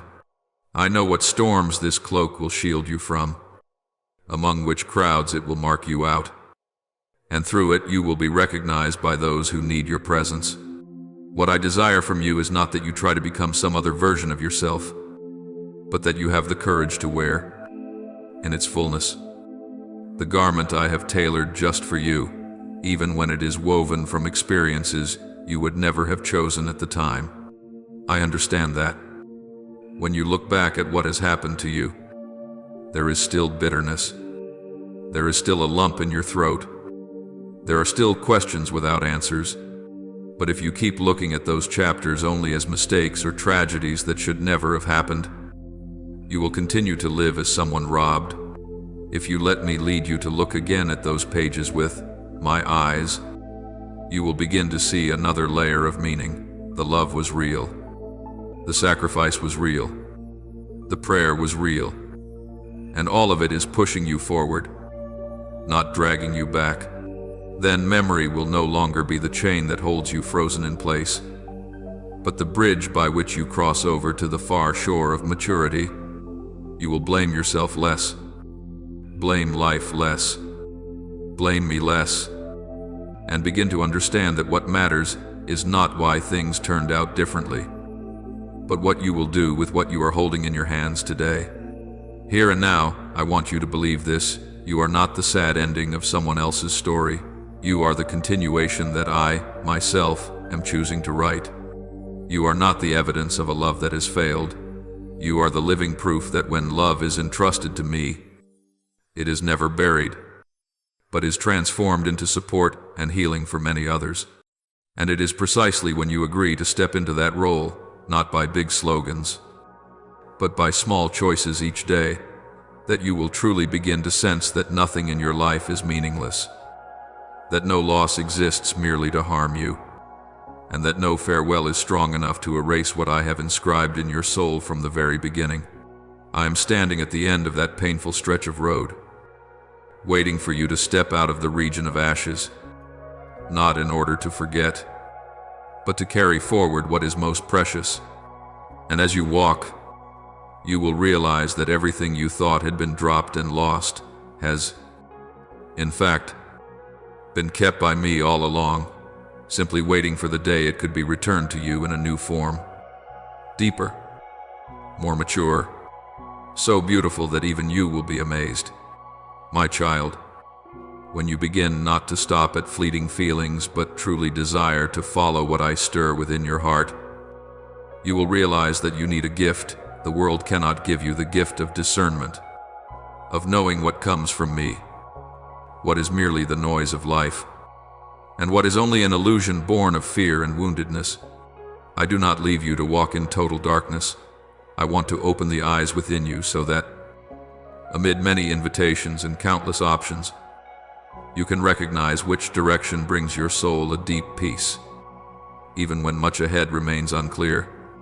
If you only chase what excites you for a moment, you will grow exhausted from constantly changing course. But if you learn to listen to me in silence, you will gradually distinguish which call is truly meant for you in the midst of so many crossroads. That sensitivity does not come overnight. It is formed as you cultivate the habit of sitting with me and with your own heart. When something happens, instead of reacting hastily, you can ask, Father, here and now, what matters most for me?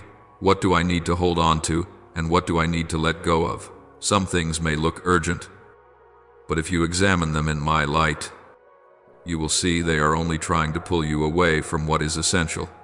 There are other things that at first seem small and hardly worth your attention. Yet when you place them before me, you will sense a very gentle but clear prompting. Do not take this lightly. It is the first step on a new path. When you allow me to help you discern in this way, you will no longer be swept away by every gust of wind, but will begin to choose for yourself a way that is quiet yet deep and steady. Then you will come to see that the things in your life, which once seemed hopelessly stuck, do not change by accident. There are gates in your heart, in your relationships, in your future, that have been shut tight for a very long time. You have knocked for so long without a sound that you have come to think of them as fate, as dead ends, as full stops. But when you are willing to sit down, to re-examine everything with me, to dare to let go of what you know is pulling you away from me, and to dare to take hold of what I am stirring up in you, even when it is not easy, you will see those doors begin to tremble, not with a roar like in fairy tales, but slowly, quietly, yet very truly, as if at the deepest level of your being, an invisible hand were turning a key that has been waiting for this day for a very long time.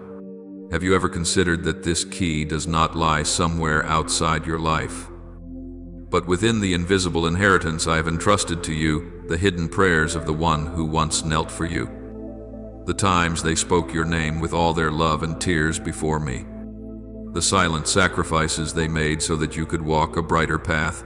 All these did not vanish when they departed. They have become a gentle current of grace flowing after you, like a spiritual treasure in your name, in the realm of the sacred, even when you yourself are at times unaware of it. Each time you choose what is right when no one is watching. Each time you remain faithful in a small task. Each time you resist the temptation to give up, that flow is stirred more strongly, like a spiritual account beginning to bear interest. This inheritance does not operate automatically regardless of your choices. It waits for your cooperation, waits for you to open your heart, waits for you to say to me, "If you have placed something upon my life, please help me not to bury it any longer." That is why I remind you, do not treat what I have given you as framed gifts to be displayed for show, nor as vague promises meant only to offer momentary comfort. I have placed in your hands concrete opportunities to love, to serve, to mend what has been broken, to reconnect what has been fractured, to stand beside those who are collapsing as you once did. These occasions rarely appear as something grand. They usually come in very ordinary forms, a message you could pretend not to see, a face that appears in your thoughts and could be easily pushed aside, a painful memory that invites you either to shut your heart tight or to bravely ask for the grace to forgive. If you are willing to touch these small buttons, they will set in motion changes far greater than anything your eyes can perceive. You often think that in order to do something meaningful for me, you must begin with sweeping plans and steps that make everyone marvel. So you hesitate endlessly, because you have nothing spectacular with which to start. But my child, I have never asked that of you. I do not need you to impress the world. I only need you to let me touch the most hidden places of your life. When you pick up the phone to check on someone you know is worn out, even if you have no idea what to say, when you go to visit someone lonely whom you have postponed seeing because you feel awkward or busy, or tell yourself another time, when you open your mouth to speak a word of forgiveness while your heart still hurts, not because they deserve it, but because you refuse to let hatred pollute your heart. These things become like sparks that connect with the stream of grace already prepared for you.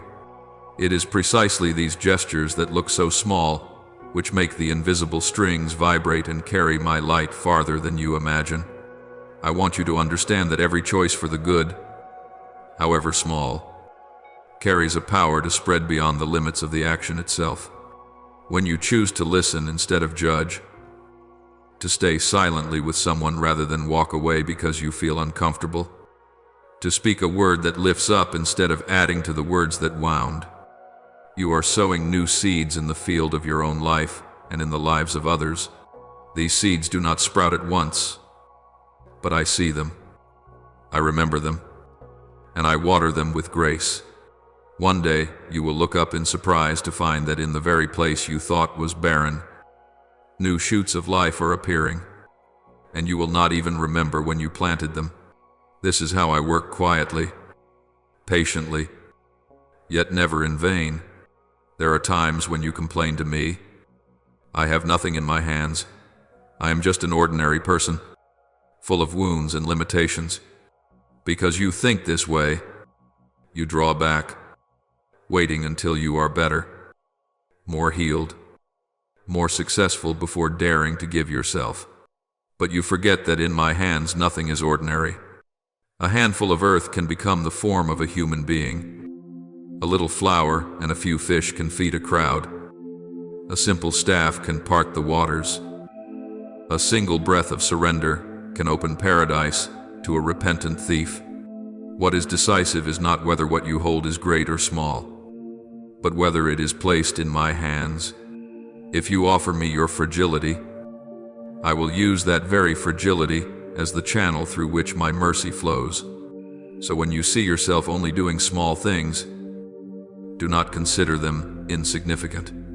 I watch the way you live each day, the way you respond to what seems trivial, and it is there that I measure your heart. A person may say many fervent words, may sing loudly, may shed many tears in prayer, but what makes me smile is when they walk out of that place of prayer and know how to treat their brothers and sisters with patience, gentleness, and sincerity. That is when faith has traveled from the lips down into the hands, the feet, and the true rhythm of the heart. Do not underestimate a single day lived in faithfulness, even if no one praises you, even if no one sees. I see, I know.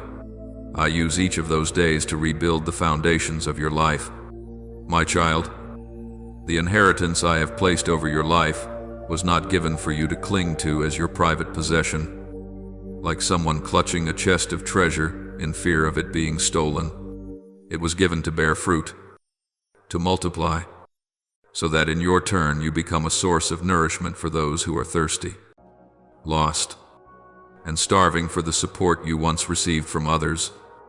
If you only keep it, only care for yourself, only focus on protecting the safety of your own heart, that inheritance will be buried not because it has lost its value, but because it is locked away by your own choice to withdraw. Yet when you dare to share, dare to give, dare to use what you have, even if it is only a small story, an ordinary experience, an honest testimony to lift someone up, you will begin to sense that inheritance moving, alive, expanding beyond the borders of your own life. I tell you all of this not to place a new burden on your shoulders, but so that you understand you no longer have to struggle through life alone. You are not required to invent a path just for yourself. You do not have to force open every locked door. You do not have to strain to make something grand. I have already prepared a heritage, already sown abilities into your heart, already placed people beside you, already arranged circumstances, all waiting for the day you are willing to say, I am willing. When that word rises from the depths, everything I have been quietly arranging for so long will begin to flow freely. Then you will no longer feel like a victim of life, but like someone who is walking with me inside a story far greater than yourself. And when you learn to recognize my voice amid the noise, when you dare to reorder the priorities of your life, when you begin to cherish each small but sincere action, when you stop despising what I have already placed in your hands, you will see what until now you had only heard about. Nothing is small in my hands. Even your weaknesses, your losses, the years you think were wasted, if you will place them back into my arms, I can turn them into material to renew not only your own life, but also the lives of those you touch. That is why I am tireless in calling you out of the paralysis of mere emotion, into a way of living that knows it is entrusted, supported, guided, and sent. Remember this every time you choose to walk with me. Just a little more, just a little more. You are allowing the river of grace that has long been waiting to flow more strongly through your life. Do not be afraid of starting small. Do not be afraid of not being enough yet. Do not be afraid of being judged. Fear only one thing, that your heart should grow so hard that it no longer responds to my whispered words. As long as you still tremble at the inner call, still long to live a life that is not wasted, still dare to say to me, I want to belong to you, Father. A little more, then there is still hope. There is still a future. There is still a journey that I am not only writing for you, but writing with you, day by day, my beloved child. From the moment you decide not to stop at passing emotion, but to take even one small step in faith, something very quiet yet very powerful begins to shift within your soul. What I sow in you is not a burst of inspiration, still less a gust of wind that sweeps past and disappears, but living seeds that need time and the patient cooperation of your own heart in order to grow. Every word I speak, every consolation you receive, every awakening you experience is not meant to drift into the past like a beautiful memory, but to become a continuous current, transforming your habits, your choices, your thoughts in the very ordinary days that follow. I know there are moments when you grow impatient, wanting to see results, wanting to change quickly, wanting the old self to vanish after just a few seconds of prayer. But in my kingdom, what endures usually grows in hiddenness, in days when nothing seems special, in repeated choices for which no one applauds you. For this reason, I invite you into a small but steady path, not showy, not noisy, but strong enough to lead you out of the darkness where you have dwelt too long. What I desire from you is not flashes of emotional fireworks, but a heart that knows how to stand firm, to remain, to keep going, even when it no longer feels so much like at the beginning. That is where you start to understand what it means to mature in me. Remember that in the world I created, no seed grows into a tree in a single night. One drop of rain does not make a springtime. One prayer does not tell the whole story. One day of enthusiasm is not enough to shape an entirely new life. All that you are now carrying, your spiritual inheritance, the calling I have whispered, the warnings you have just heard are like good seeds I have placed in your hands. If you only hold them for a moment and then forget them, they will lie there, drying out with the years. But if you are willing to patiently tend and cultivate them, little by little, you will one day see that your life is no longer a wild field full of weeds, but a garden with order, with fragrance, with shade where others may find rest. I do not ask you to become extraordinary. I only ask that you do not let go halfway. Your perseverance, even when tired, even when full of doubts, is more precious to me than countless promises that are never lived through to the end. That is why I want you to learn how to cooperate with grace, rather than simply stand there waiting for a miracle. I have placed within you gifts you sometimes overlook: the ability to listen to others, sensitivity to pain, the way your heart knows compassion. The small talents you think are worth nothing, all these are not there by accident. They are the tools I have prepared so that you can truly walk in your mission. Do not think that your calling begins only when you do something spectacular. It begins when you value what is already in your hands. Place it in mine and say, I want to use this in a way that pleases you. When you sing, sing as a prayer, not to impress. When you write, write as someone sharing the light they have received, not to hunt for praise. When you care for someone who is weak, do it as if you were caring for me myself.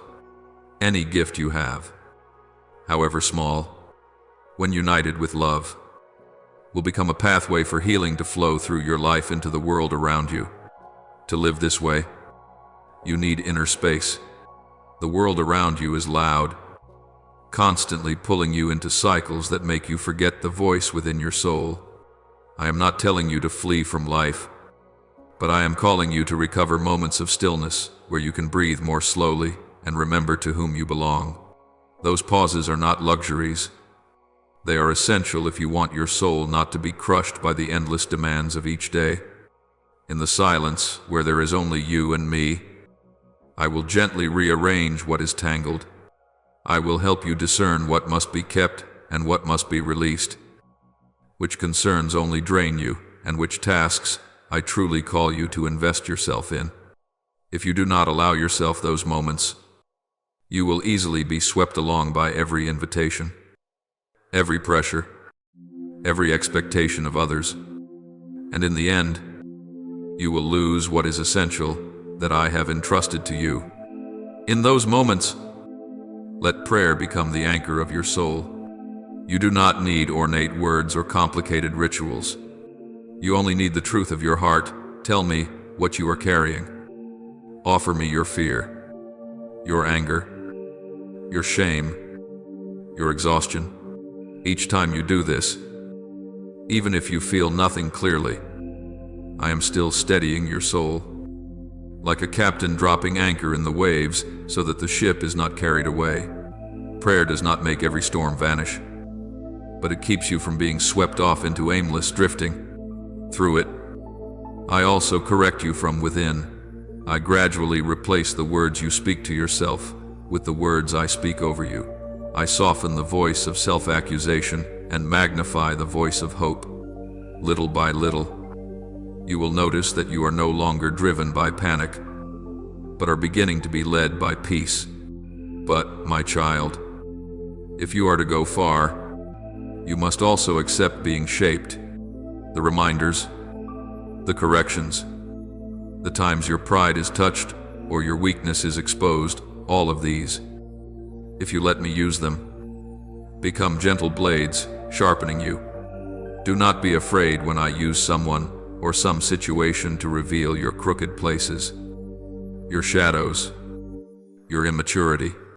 I do not do this to humiliate you, but so that you do not build your life on fractured ground.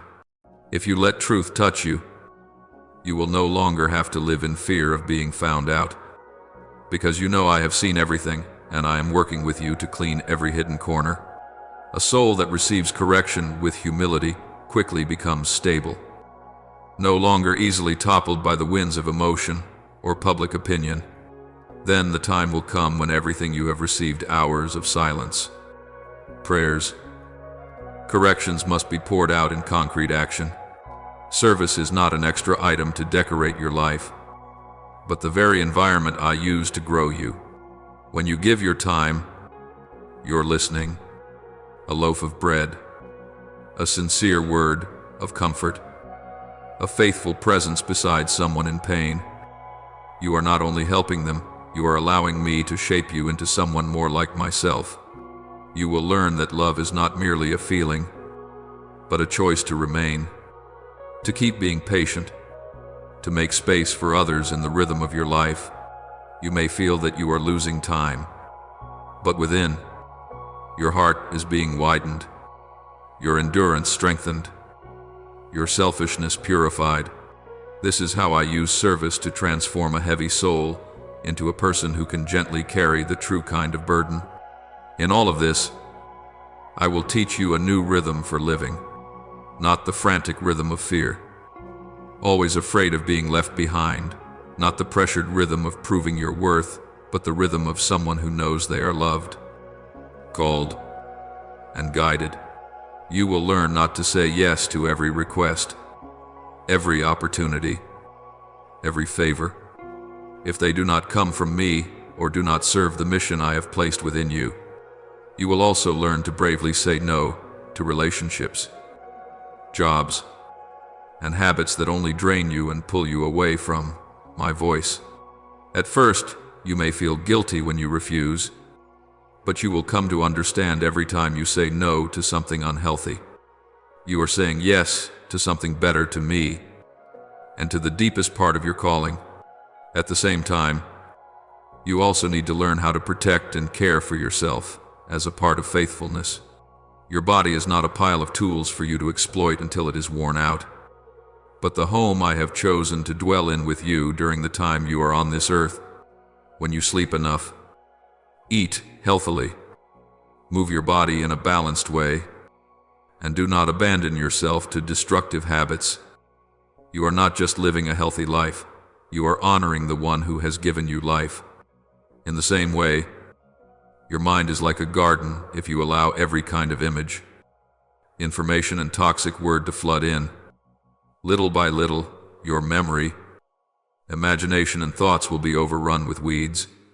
Be careful with what you look at, what you listen to, what you ponder each day. It is not because I am hard to please, but because I know that whatever you allow to remain in you for a long time will shape you. I want you to actively sow into your mind what is true, beautiful, and edifying, so that when you speak and act, others can taste a little bit of light shining out from within you. All of these things are not things you must do in order to be worthy of my love. They are small steps by which you cooperate with that love, so that it does not get stuck at the level of emotion, but enters into the very concrete parts of your daily life. The more you cooperate with grace, the more room your spiritual inheritance has to take root, to bud and to bear fruit. The more you let me lead the rhythm of your life, the clearer and lighter your vocation will become. You may still stumble, You may still have days when you feel you are falling back, but do not be afraid. What matters is not how many times you have failed, but whether each time you fall, you turn back and take my hand. I am always stretching out my hand, not to pull you back to the starting line, but to lead you onward from exactly where you are standing. My child, when the inner, gnawing thoughts try to convince you that you are small, incapable, unable to bear what I entrust to you, I want you to turn back and look carefully at the journey you have already walked with me. Instead of looking at yourself with today's tired eyes, remember how many times you thought you were completely finished, and yet you are still here, still able to hear my voice, still with enough strength to ask questions and to long to live differently. There were days when you sat in a dark room, your heart crammed full of anxiety, your mind spinning with the worst scenarios, and you thought, surely I cannot get through this. And yet time went by. Perhaps you did not win in a perfect way, but you did make it through each night. Who kept you from dropping your life altogether? Who lifted you up after those times when you collapsed in tears? You were not the one who pulled yourself out of the deep pit. I am the one who bent down, took your hand and led you step by step, even when you did not realize it was me. Therefore, whenever doubt creeps in, whenever the voice inside whispers, I am not enough, I am not worthy, I cannot, let a deeper voice, gentle but resolute, speak up. I have seen you rescued from so many situations that seemed completely blocked. Could I be mistaken in choosing you one more time? You cannot both acknowledge that I have brought you out of so many valleys, and at the same time, think that I do not know what I am doing when I trust you with something new. I do not throw you into a battlefield and then turn my back. I train you with the very wounds you already carry, so that one day you will realize that the places that once hurt the most are precisely where I have poured in the most strength. Do not let your memory store only failures. Let it become living proof that in the times that seemed like total collapse, you were raised up by me more times than you can count. And be honest with yourself, if I had not been present in your life, would you still be sitting here thinking about vocation, about inheritance, about mission? When you begin to remember in that way, doubt will no longer have enough power to bind you. It may still whisper, but its voice will grow small before the living testimony of your journey with me. Then there will be times when you are not only held back by doubt, but also pulled backward by comparison. You look at one person's talent, another's fluent speech, someone else's courage, another's holy and upright life, and you step back, withdraw into the shadows, as if my stage were reserved only for those who are beautiful enough, strong enough, sufficiently up to standard, according to the measure you have imagined. You look at the inheritance I have given you and it feels strange, off, like no one else's. So you conclude that it is of lesser value. But my child, I do not make copies. I do not write the same story over and over again for many people. I have woven your life out of details that belong only to you, your particular wounds, your particular falls, the prayers others have lifted up for you over many years, the encounters that seemed accidental but were, in fact, arranged by me.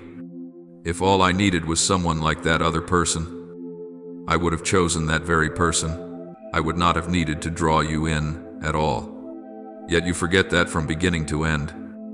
I have called your name, not someone else's. To entrust your portion of the work, I have used clumsy shepherds, fishermen of little repute, people who once denied me, who were weak, who trembled with fear, to accomplish things that made the whole world look up. And now you want to remove yourself from the ranks because you think you are unlike anyone and inferior to everyone. Do not let your eyes serve only to compare. Let them become windows through which you see that each person has been entrusted with a garden of their own, And what I await from you is not a garden as beautiful as another's, but that your own small piece of earth would push out new shoots when I pour water on it. There are labels you have been wearing on yourself for a very long time and have never taken off.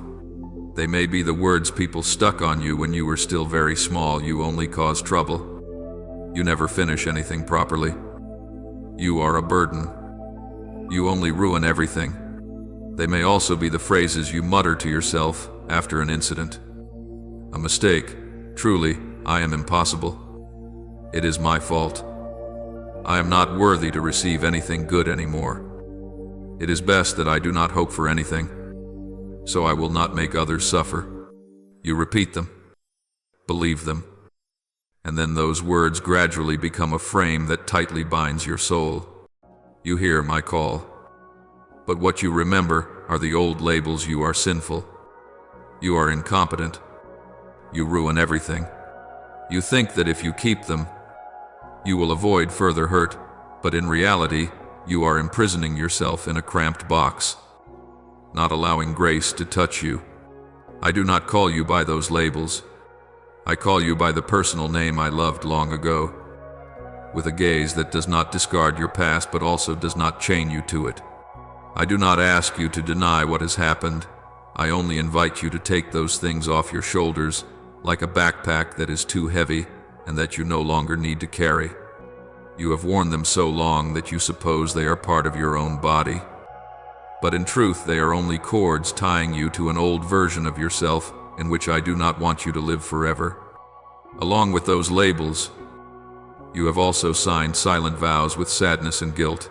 From now on, I will not allow myself to be happy, because I am unworthy. I will remember this fault forever so that I will never forgive myself. I will live quietly in the background. Let no one hope for anything from me. Those vows may sound pious. They may sound like taking responsibility. But in fact, they are cords of bondage that prevent you from stepping out of your former season. You do not realize that each time you make such vows, you are agreeing to live in the basement, while I have prepared for you a house with light above. Today, I gently yet decisively invite you to let go of those hidden vows. No complicated ritual is needed. You only need to honestly say to me, Father, the words I once promised to sin, to shame, to sorrow, I no longer want to hold on to them. I let them go. I do not belong to them. I belong to you. I do not force you. But I know clearly that as long as you still grip the cord of those promises with the darkness, you will not yet be able to take the hand that leads you out into the light. I have not put a mantle of inheritance on you, only to stand by watching you huddle and hide in it, like someone afraid of the sunlight. I have not placed a grace on your shoulders so that it becomes an excuse for you to withdraw, to tell only old stories, and to live off memories. The mantle I give you is not to shield you from the world, but to protect you while you step out into this world. It is the sign that you are sent, entrusted, commissioned to carry something greater than yourself. If you cling to that mantle as your only refuge, not daring to go, not daring to speak, not daring to live differently, then you are turning a gift into a blanket that covers everything, not allowing the light to pass through. I want you to put it on. Stand up straight. Look forward and walk, step by step, even if trembling, even if slowly, but walking outwards, not turning back in on yourself. You may say, but I lack everything. I lack experience. I lack holiness. I lack calm. I lack wisdom. I even lack faith. I do not deny those lacks. I only ask you up until now, have you ever really been fully sufficient in anything? It is precisely in those empty spaces that I have placed my grace. Where you are weak, I make up for it with my strength, what you do not know. I lead with my direction, what you lack. I add through the people I send to your side, through words of Scripture given at the right moment, through circumstances by which you come to recognize that I am guiding you and not abandoning you. Your lack is not a reason to withdraw, it is a reason for you to cling more tightly to me. You think vocation happens when you already have everything, and then I give you a task. But the truth is that it is precisely when your hands are still empty that I begin to place things in them. And because of that, you will always need to return to me. Instead of relying on your own capital, what you need is not a long list of what you possess, but a willing attitude that allows me to fill in the empty spaces each day. I will not allow my promise to you to be crushed under the noise of fear, haste, or weariness. I surround that promise with my patience, with quiet signs, with the times I cause you to accidentally remember what I have spoken.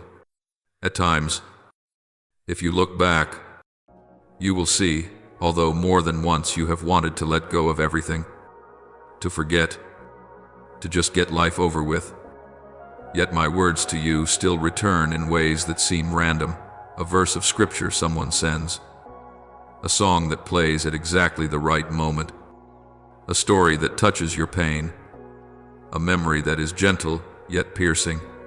That is not coincidence. That is the hedge I build around the word I have spoken, so that it will not be snatched away from your heart. Fear wants to jump in, but it runs into truth. Haste wants to shove you onto another path, but it collides with my patience. Exhaustion wants to pull you down, but it encounters the lifting strength I pour out from the very things you thought were already over. You need only one thing. Do not tear down that hedge yourself. Do not push yourself out of the safe place of my word just because you feel you are not ready. Stay within the promise. When you are joyful as well as when you are weary, hold fast to what I have spoken. Even when your feelings are no longer as stirred as at the beginning, let faith remain longer than emotion, so that one day you will realize that what keeps you standing is not passing moments of emotion, but my faithfulness to what I have spoken about you. And little by little, you will see you are not a victim of the past, not someone lost among comparisons and doubts, but a child learning to walk beside their father, wearing a new mantle, with feet that still tremble, yet with a heart that knows clearly, I do not walk alone, I am chosen, I am entrusted, and I am stepping into what has been waiting for me all these years. In this moment, be still, open your whole heart before me, and speak to me the most sincere prayers from the depths of your soul. Almighty God, who sees through every dark corner of my heart, today I come before your presence with a soul still filled with confusion.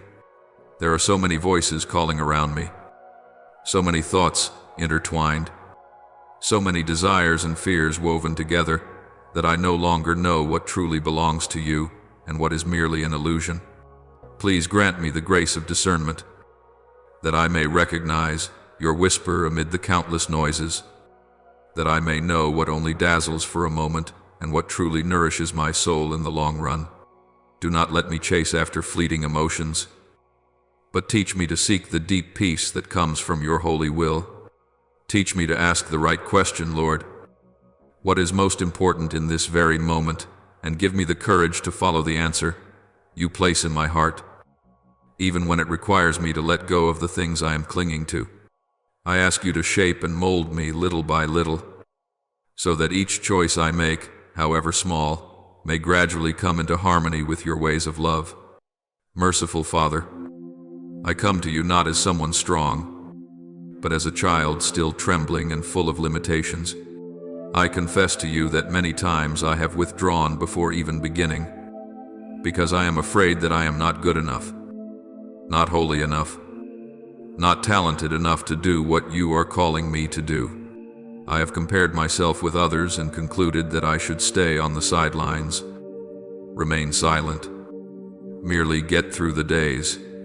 Today I offer you all these fears, the fear of failure, the fear of being misunderstood, the fear of disappointing you.